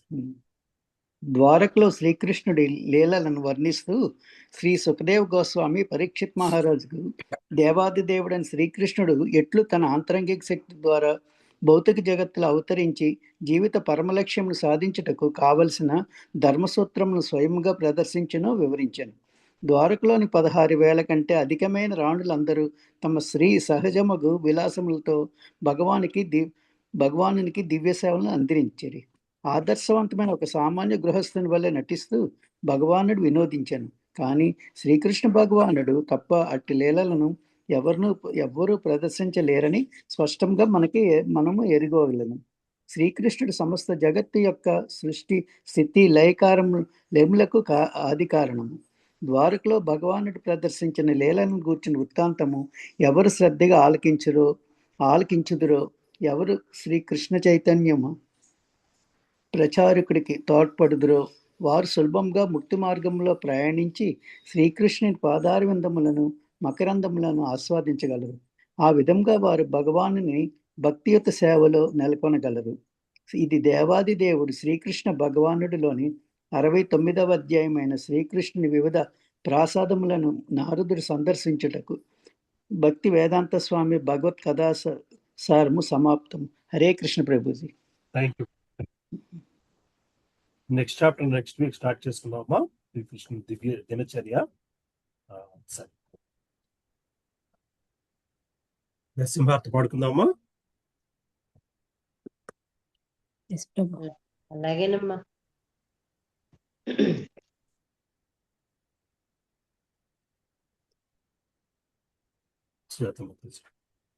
నమస్తే నరసింహాయ ప్రహ్లాదదాయినే హిరణ్యాకాశీపూర్వక్షః శ్రీలటంకానఖాలాయే ఇతో నరసింహో పరతో నరసింహో యతో యామి తతో నరసింహో బహిర్నరసింహో హృదయే నరసింహో నరసింహామదిం శరణం ప్రపద్యే తవ కరకమలవరే నాఖాం అద్భుత శృంగం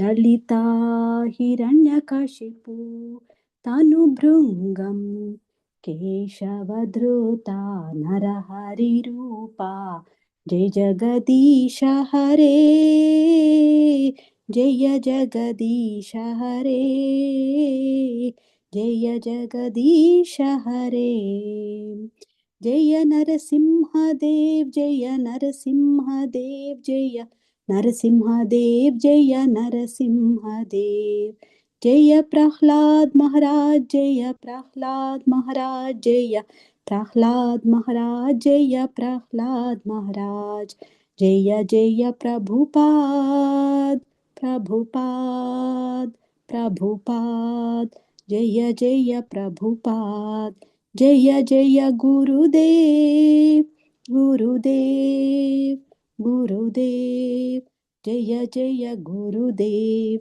निताय गौर हरि बोल हरि बोल हरि बोल निताय गौर हरि बोल। जय नरसिम्हा भगवान की जय। भक्त शिरोमणि प्रहलाद महाराज की जय। श्रील प्रभुपाद की जय। अनंत कोटि वैष्णव भक्त वृंद की जय। हरे कृष्ण प्रभु जी। థ్యాంక్ యూ మాతాజీ. హరే కృష్ణ మాతాజీ. ఎలా ఉన్నారు? బాగానే ఉన్నాం ప్రభు జీ. Anything else?